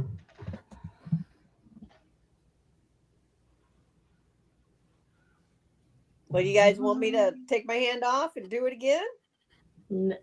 I think that might be prudent. All right. Take my Okay, hand take off. your hands off. It closes. All right. I put my hand back on. Take us to where Captain Rogers is. Shoomp, shoomp, shoomp.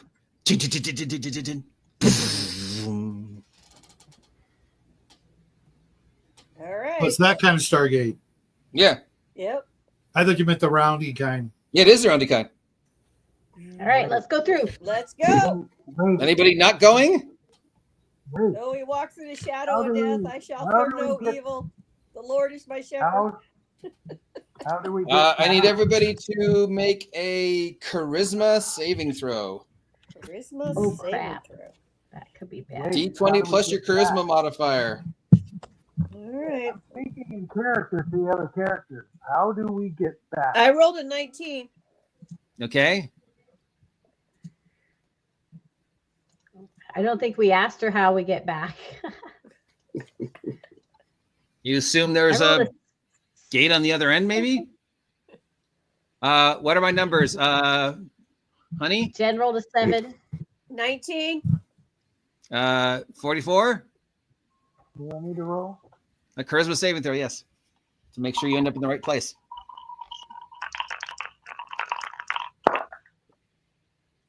6. Dave? 3. Jen the Elf? 7. Do I need to roll for hide? No, he just shows up wherever you are. Okay, good. All right, so gate opens. You all see this long, swirly tunnel of bright blue and purple. And you're just spinning through it with no direction or idea. And then it just sort of spits you out. But it doesn't spit you all out in the same place. So starting with the highest roll, since you were the one that opened the gate, you come out another gate, which closes behind you. You're in an alleyway, bricks with graffiti on it, newspapers, sunny day. There's a street, cars going up and down it. 44, you get spit out. You're on top of a building, about 20 stories up. Bright day. You look across this city, buildings, various heights, one really tall building, a lot of other buildings, cars, there's a park. You see the little, roof thing. There's a guy on top of the roof wearing a white shirt with a tie and black pants, and he's smoking a cigarette, and he looks and he drops the cigarette and he starts running for the door. David the wizard. Bwam! You're in a cave. You see steps going up in the cave. There's a little fountain in the cave. There's a little brass plaque on the wall of the cave. Oh, You can hear people what does up. it It says, this cave was dedicated to the god Zeus, created by, I don't know, random artist's name. Simone Bean. And then there's so that's what you see. Jen, you're in a forest. Bam. Oh, nice. You're surrounded by trees. There's birds. You can hear animals. You see people jogging by on a path. Maybe not a forest, maybe a park. How are they dressed? Normal clothes. Modern? Yeah, modern. By Like your what I'm used standards, to yeah. Back home? Okay. Maybe like earlier than where you are in the timeline, but definitely normal Earth. You don't see any non-humans. Okay, pull my hat down over my ears and I'll follow the path. All right. Patty, You're in a Patty park. Hyde, come with me. This giant bird hopping behind you the size of St. Bernard. Somebody jogs by you and stops and goes, "That's a weird looking dog, lady," and keeps jogging. Meanwhile, back in hell. You're right. Snap. Right. Snap. Right. Snap. I gotta start over. Days, weeks, months, you don't know, years. You've rewarded to a nub. Just when you think you get to the last page, something happens and you have to start over. It gets to the point where you've always been here. You've never not known this room. This has been your life forever. You have no idea how much time has passed. But days, weeks, months, centuries later, the door finally opens and she comes back in, looks at the documents. All right, come with me. All right. She leads you down this long hallway, all evenly spaced, office doors, this lime green carpet, flicking fluorescent lights. It looks very much like the back rooms. Okay. And she opens another door. Wait here. He'll be with you shortly. Yeah. Okay. And it's the exact same room. Stone table, 2 chairs, little radio, teeny little window, bell. Is there no smoking sign? Not yet. I light up a cigarette. Okay. No smoking. Psst. I ring the bell. Ding. Baphomet will shortly. Meanwhile, enjoy this musical selection. Starts playing polka. Okay. The music of hell. And it's the same song in polka for hours. But eventually the door opens and this unbelievably sexy woman steps out the door. Just Playmate of the Year model, wearing toilet paper. She is the ultimate personification of lust in your eyes. A succubus. Hey, baby. Long time no see. Ah, greetings, Roger Senpai. Boingy, boingy, boingy. I am Baphomet, gatekeeper of hell, and you're not supposed to be here for another Well, why 60 don't you show me the years. exit door and we'll see upstairs. Well, if I was kind and nice and lovely, and she takes your hands and put it on one of her boobs, but instead of feeling warm and amazing like a boobs should feel like, it's cold and maggoty, and you feel things crawling over your hand. Little grubs, even though her breasts look perfect. And she leans into her ear and goes, licks your earlobe and goes, but this is hell. So you got to do something for me, sweetie. Yeah, what's that? Notice me, senpai. And she goes away and goes, recently, one of our demons returned. I believe you had something to do with it. Unfortunately, he left behind some property of ours.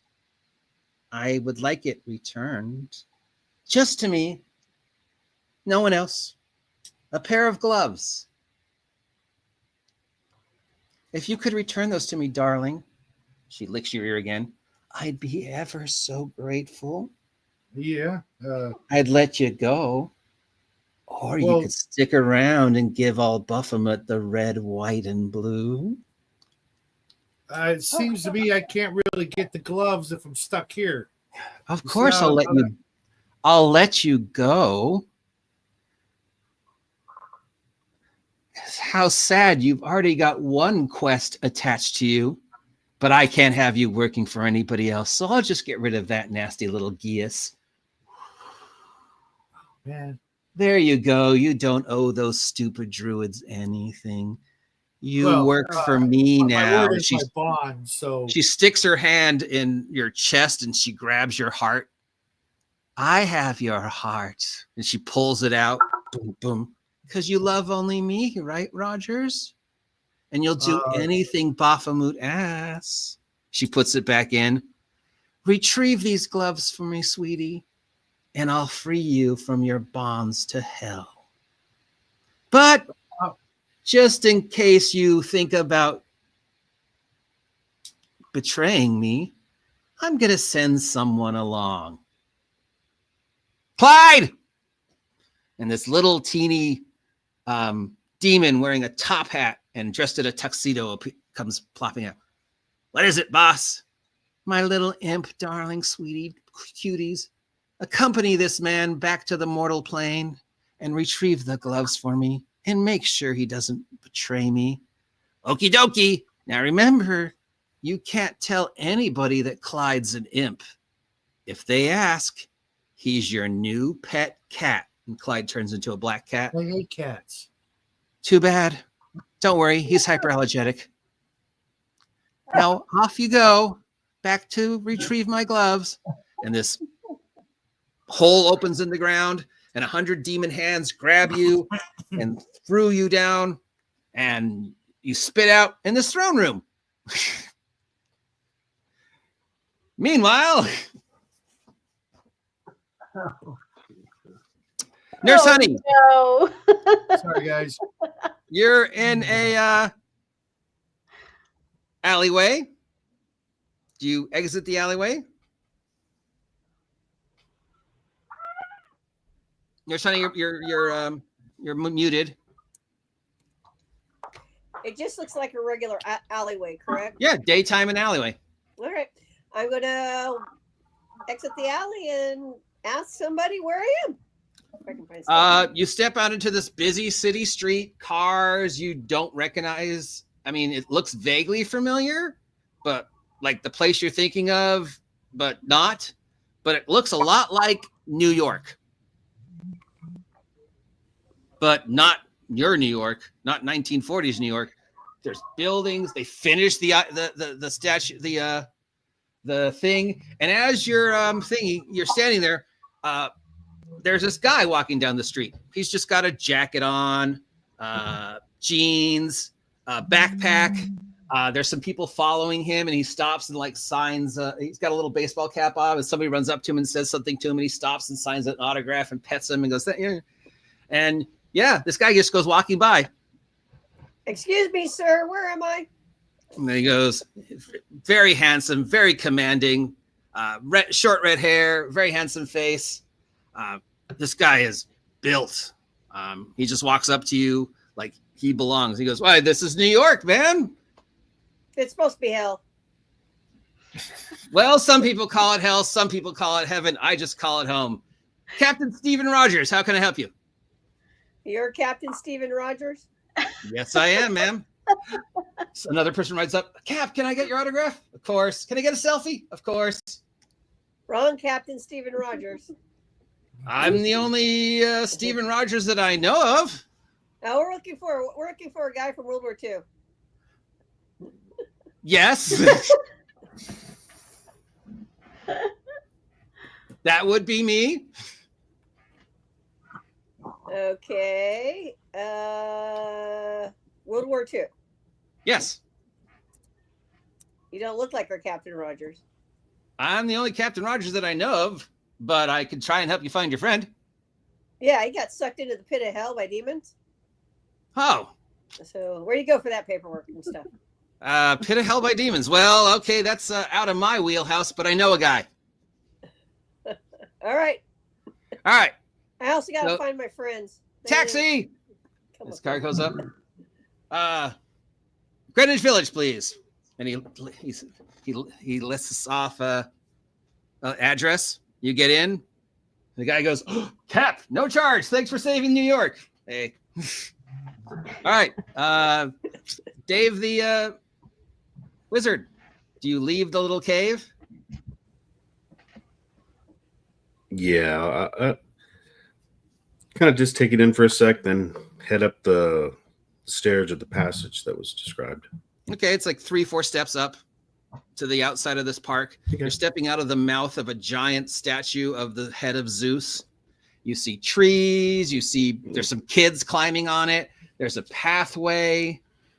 You see a lady running along the pathway with a really weird looking dog. And then walking the opposite direction, you see a lady with a weird looking dog. Wait, that's not a dog. That's a very large raven.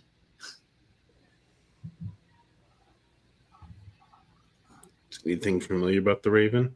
Well, I mean, how many women do you know with ravens the size of St. Bernards?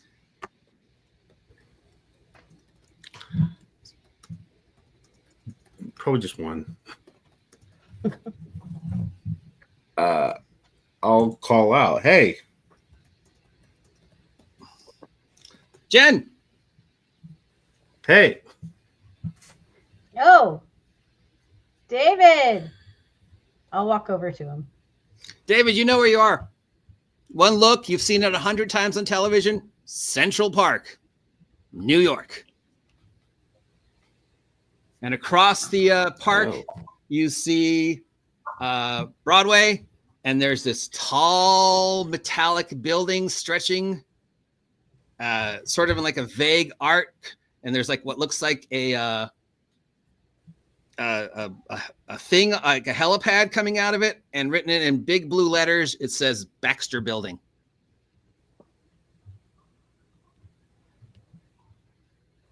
Yeah, I don't know where is this like your version of the world, Elf, No, maybe? no. Yeah. You're definitely in New York. You're definitely in Central Park. Yeah. It looks like New Yeah. York 2025, with the exception of that one building. Huh. But you've seen the movie, David. All right, I wasn't gonna assume anything. I'm just saying it looks a lot like something you've seen in a series of movies. I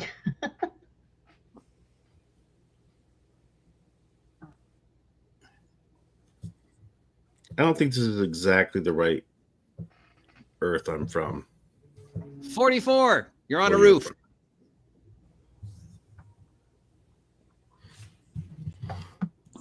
Okay. Split up the party. They like it. I guess I will go for the door that probably goes downstairs. Yep. The guy ran through there. You see it stairs spiraling all the way down. There's floors and a door. Yay. All right. I'll start going down the stairs. Okay. You eventually reach the ground floor, step out into this lobby.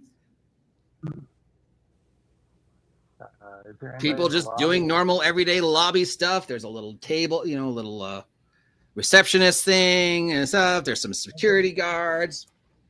I asked, A couple people look at you, but they don't really,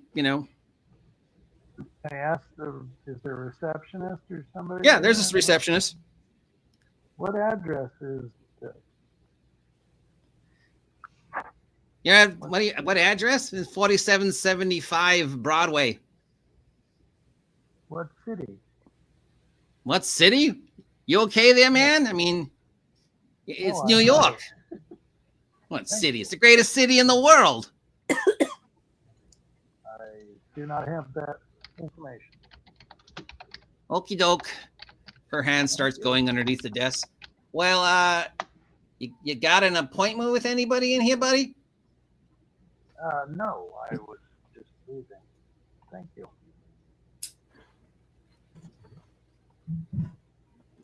I walk outside. Okay, busy street, middle of the afternoon, downtown Broadway, giant billboards, people just milling everywhere. Some of them point to the sky for a second and go, "Way to go, Spidey!" And you see what looks like a small red dot swinging from building to building. Hey, you said Captain Rogers. You didn't say his first name. The multiverse would obviously default to the most well-known Captain Rogers. That's true. Yep. And unwise cyborg guide to get you to be careful. Okay. So you're just standing there on the street? I mean, you look unusual, but I mean, it's New York in the Marvel universe. So you're not the most unusual thing. In fact, somebody comes walking up to you and goes, "Hey, are you Deathlock?" No, I'm not. Ah, Did I? okay. You sure? You look like Deathlock. Did I know this person? You've never heard the name? No, I'm sorry. It's a Marvel character. Yeah, Deathlock, Cyborg, Skull. No? No. All right. I tell you, he looks just like him. All right. So No way. you're on the city street. No way. It's just like that. You can walk across the street, left, right, and it's downtown New York. I just stand out front of the building and try and think of what I should probably do. All right. So you're just going to stand there? Yep. For now. All right. How long? An hour? 2 hours? 20 minutes? At least a couple of hours, probably. So you just stand in front of the building for a couple hours. Eventually, somebody drops $1 at your foot, and then somebody else throws a couple quarters at your feet. Somebody goes and goes, "Look, the thing is to try and get them not to move." And like some kids going, "No, no, no, no, no, no, no, no, no, no," right in your face. Come on, move. So depending upon how long you stay there, you eventually get a small pile of dollar bills and quarters and dimes and a bus token. Show up on Meanwhile- people's Instagrams. People like to step in front of you and go, to get on the thing, Meanwhile, back in the monastery of the flesh, Are there Captain Rogers, billboards? you're standing in a room that you were in just a few hours ago. You Okay. see monks that you recognize mulling about. One of them looks and goes, didn't you leave with your friends, sir? No, not exactly. I took a little detour. Have you seen them? They went to find you. They called the boat keeper and said take him to you. Where can I find this bookkeeper? Just he walks you over to the metal emblem in the floor. Just stand here. Okay. A few minutes later, the boat arrives, flying rock with the guy. Very happy to have his face back. Where do you wish me to take you? I'm trying to find my friends. They're trying to find me, and I'm not where they think I am, and I don't want them sticking around there too long because, well. Are you Captain Landis? I most certainly am. All right. He flies you back down to the prison where the little floating bridge is. Okay. This is the last place I saw them. That was yesterday. Oh, really? Okay.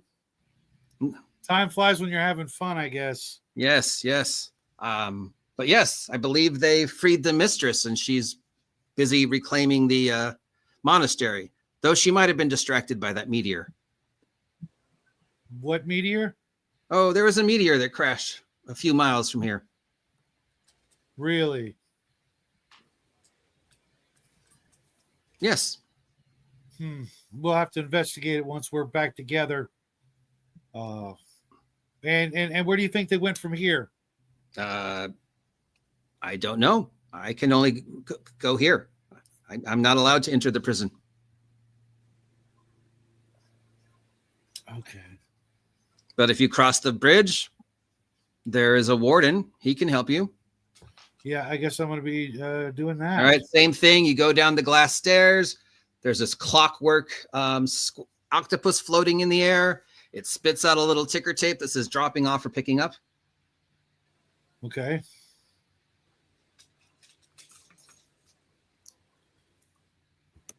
What do you say? Do you say anything to it? It floats in front of you and again spits out the little ticker tape that says dropping off or picking up.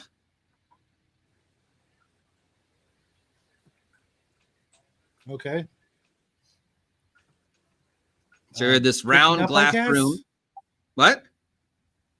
Name a prisoner. Cal 44. No such prisoner on file. Sister Francis. No such prisoner on file. The new Grandmaster. She left. And he points to the stairs you just came up. She's probably at the meteor. Okay, can you take me to the meteor? No, but if you stand on the metal disc at the other side of the bridge, transportation will be provided. All right, back to where I came from. The same thing. Mm-hmm. He just shows up. Did you find your friends? No, I need to speak to the new Grandmaster. I can take you as far as I can take you. Appreciate that. So he takes you to the very edge of the floating castle. You notice that the environment has changed.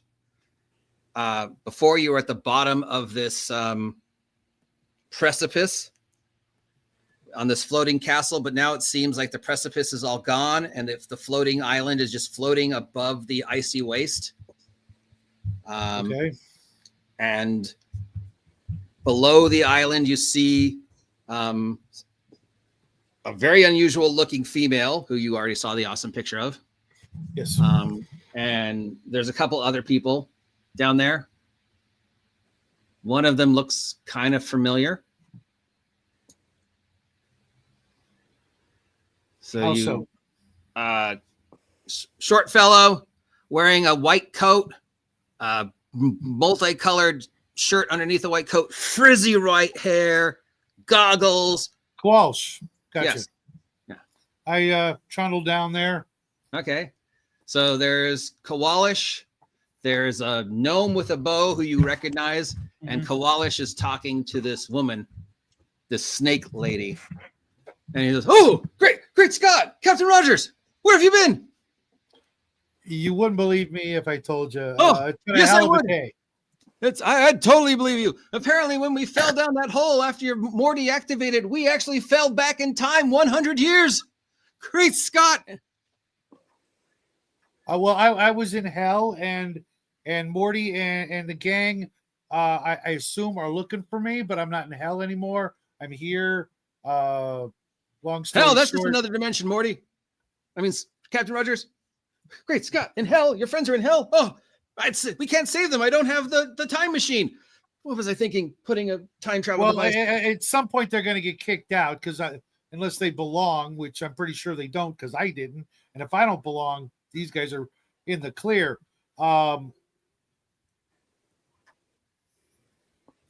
I got a couple of other problems I got to deal with, like this cat. Meow.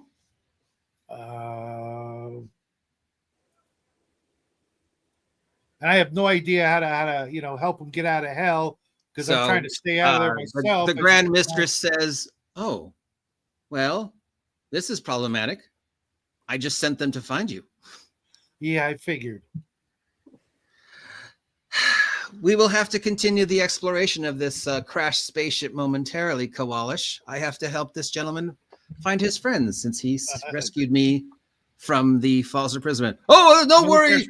I've got to set up a lab and get the flux capacitor running and make sure we can approach the crashed spaceship successfully. Just to think we got here just as it crashed instead of 100 years later. Oh, if Morty was here. So she takes you all the way back, shows you the Stargate, says, put your hands on it and think about where you wanted to go. And then she slithers away. I want to go where Sister Honey is because I got a hell of a problem.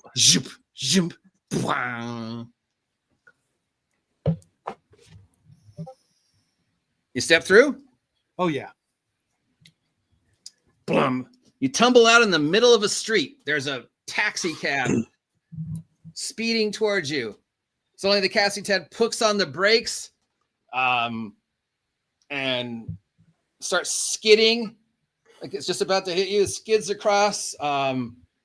Then in slow motion, you see the front glass break open as this man somehow jumps over the driver, jumps through the opening of the crash glass. He's got a backpack in front of him, lands in front of the speeding thing, jumps in front of the thing, puts his hand in front of it, and it's to slow it down.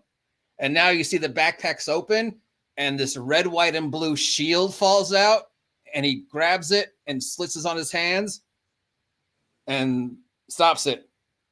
And he reaches, sir, pulls out the cab driver. You okay? Are you okay? And he goes, oh, thanks, Cap. That's the second time you saved me. People are like, cars are honking. He walks over to you. Soldier, are you all right? You seem a little out of... You wouldn't believe the day I've had. He salutes you.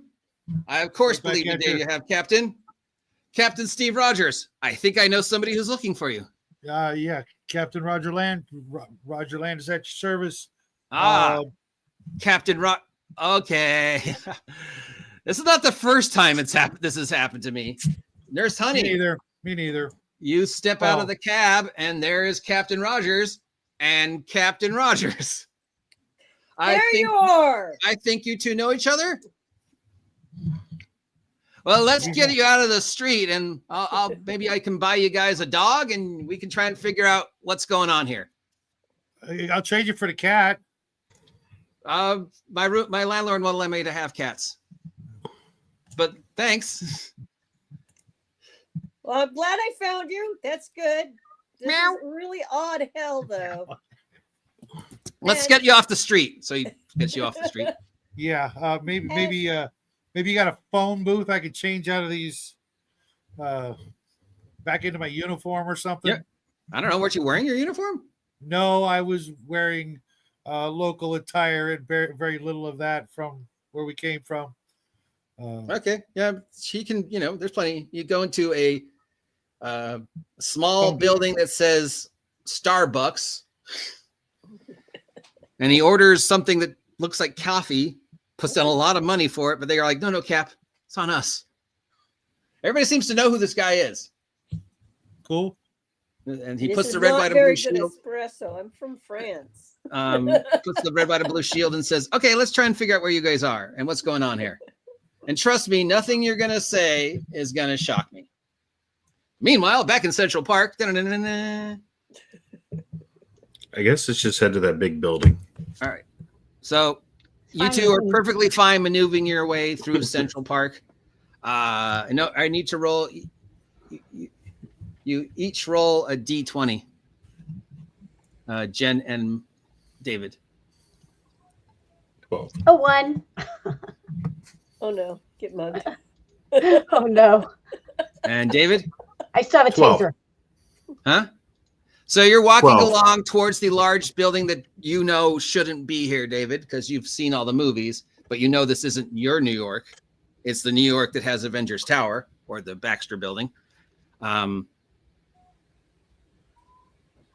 And somebody bumps into Jen and then keeps running past Jen.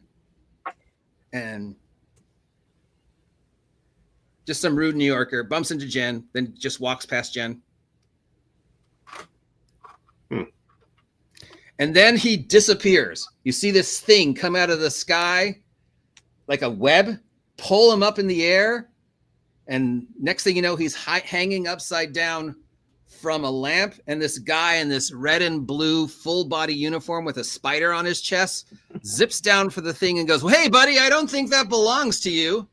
And hands Jen back her purse with all her treasure in it. Ma'am, you really need to pay more attention to these things. You know, your friendly neighborhood Spider-Man can't be all around to save you all the time. Hi, Spidey! You suck, Spider-Man! Thank you, citizen. Thank you, Spider-Man. Zip! And he zips away. So that's not odd to you? I mean, yeah. Do you have comic books in your... Yeah. See, I don't know which one that was, because there's some versions that are kind of like hell, but other versions are all right. Just kind of depends.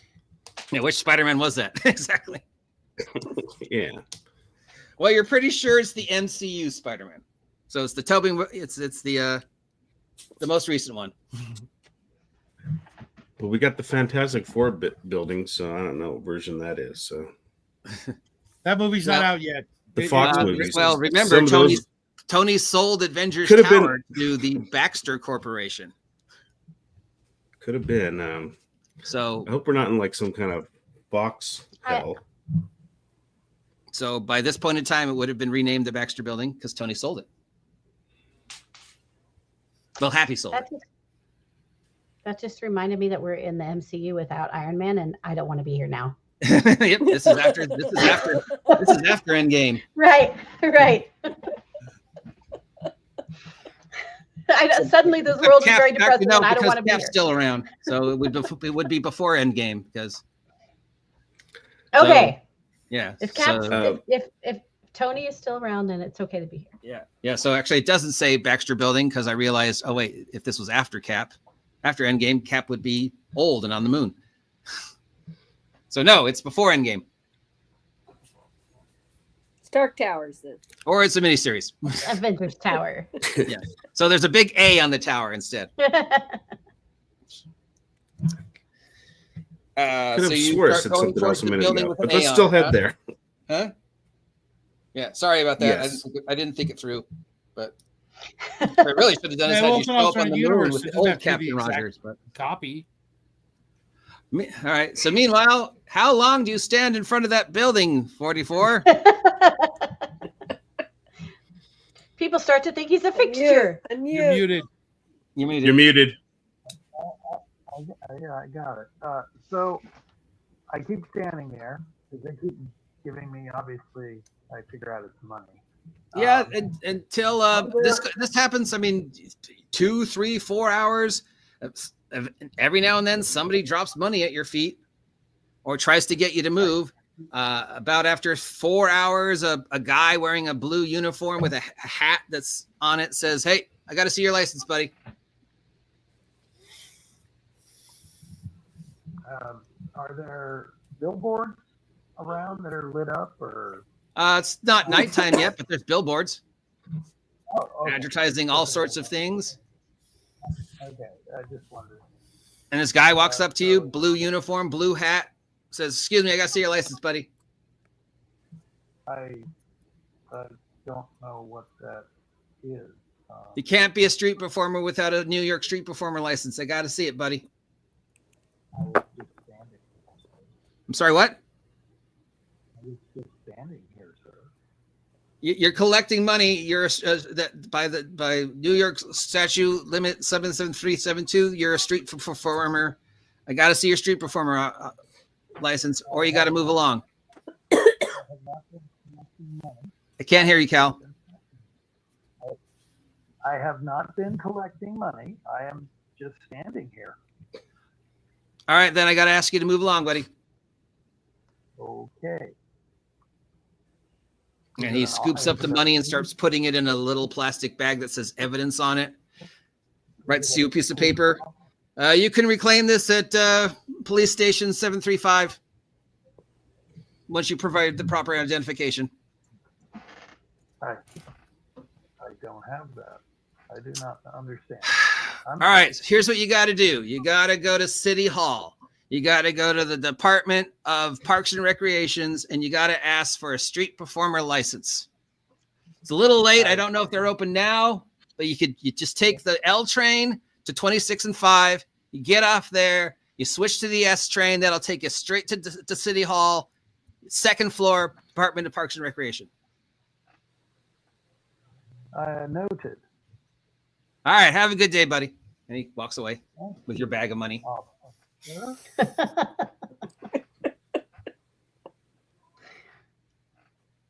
I move over 30 feet and stand there. Okay. For how long? As long as it turns to night, so is the street lit up and the billboard. It's late afternoon. It's late afternoon, getting towards night. Oh, okay. Well, I keep going. All right. Mm-hmm. Any particular direction or just randomly? Well, it's like 30 feet. I don't know. As long as there's space, whatever. So you just move another 30 feet as it gets darker and just stand there? No, I only moved 130 feet. All right. So you move 30 feet. You stand there. It's starting to get dark. You asked if it was getting dark and the streetlights are going on. It's starting to get dark. The streetlights are going on. Okay. And I asked somebody at random, yeah, 'cause I assume the billboard light up. Yeah. They have messages or whatever. Yeah. I asked somebody, how do you get on a billboard? You point at one of the billboards and the guy goes, you're kidding, right? I don't know. I guess you get a job as a model, and I don't know. Never really thought about it. Oh, well, but don't they pay for advertisement? Oh, you want to buy a billboard ad? No clue, man. Sorry, I have no idea who does that. Okay. Well, Maybe the newspaper, maybe? I don't know. Where's What a the weird question. newspaper? New York, man. And people are just like, get out of the way, bumping into you. I gotta go home, rude New Yorkers. Greatest city on earth. Nighttime, lights coming up, all the smells of the street vendors, all the noise. New York, New York, it's a wonderful town. The Bronx is up and the Battery's down. The L train goes under, the street under the ground. New York, New York. Eventually, you have coffee with Captain Stephen Rogers. You explain your story to him, and okay, all right. I mean, that's not the weirdest thing I've heard. All right, okay. All right. Well, I know a guy who can help you. Okay, who? He's a doctor, I knew it. All but right, he let's go see he the knows doctor, about but this we should wibbly get some wobbly holy magic stuff water. way I need more to than put I some do. holy He's water probably and the guy you need to shadows talk on to. here. Huh? I need to put some holy water on Captain Landis. Rogers. So I can take you guys to him, but I don't really do that wibbly wobbly magic stuff. But this doctor guy, from what I understand, he can probably help you out. He's friends with Spider-Man. I don't know who Spider-Man is. Do you know?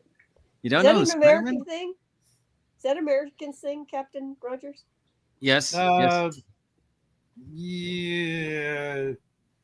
I don't know. All right. Well, it's 4:00, so we have Jen and Mike on their way to Avengers Tower.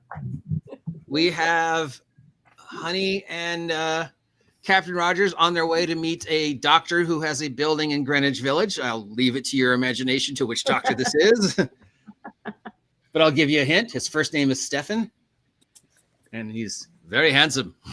I actually have a number 1 issue. And we have 44, who I don't know what 44 is doing, just walking down the streets of New York trying to figure out how to. I'm not walking the street. I'm standing there. Okay, so you're just standing there. You've asked how to get your face on a thing. Guy has left. You're still standing there. I think he's trying his best to get the message out what he's looking for. Eventually the police officer comes back and goes, "Look, you got it. You can't stand here, man. I don't want to come back and give you another warning. You gotta leave."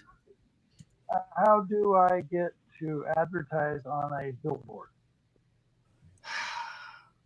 I'm looking for my phone. You want to buy a billboard? I think there's a company that does that. Hold on. He pulls out this small looking thing out of his pocket and types in it. Kind of looks like Dave's phone. Okay. Yeah. All right. He takes out a little piece of paper and writes an address down. Yeah, these are the guys, I guess. Go there. Look, I don't want to warn you again. Okay. I mean, it's only a misdemeanor. I don't really want to bring you in for street performing, but if I see you standing around again, I've got to take you down. I've lost my friends. I am trying to figure out a way to find them or for them to find me. I lost a friend in New York, man. I got that story. You could run an ad in the paper. You could run an ad on the New York Next Door. I lost 3 friends. You lost 3 friends. Well, why don't you get yourself a place to stay and something to eat? There's there's a church down the block here. They can help you out. And I would say in the morning, maybe see if you can put an ad in the personals. My one friend is very religious. She is Nurse Honey. Well, there's a church, like I said, down the block to the right. They could probably help you out. Okay, thank you. I really appreciate that. Get yourself a warm meal, maybe some clothes, a cot to sack on, and then I don't know, man. If you got finding somebody who's lost in New York, if they're missing for more than 48 hours, you can file a missing persons report. Oh, okay. Well, I've only been here for, I don't know. Yeah. Come on, buddy. Let me take you to the church, get you a coffee. It looks like you. So he takes you to the church, and he's like, and they're like, "Oh, you poor thing." Okay. You got a wild and holy one. And that is where I will leave you guys in the Marvel universe, because Nurse Honey forgot Captain Rogers' first name. I guess we're not going to expedition to the Barrier Peaks. Not yet. I'm now running a Marvel Universe game.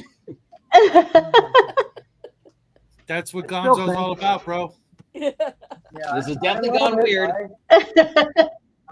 I think I had a good idea, though, trying to get. Yeah, it's a very good idea. Yeah, that's good. On a billboard. So, Saturday, March 1st.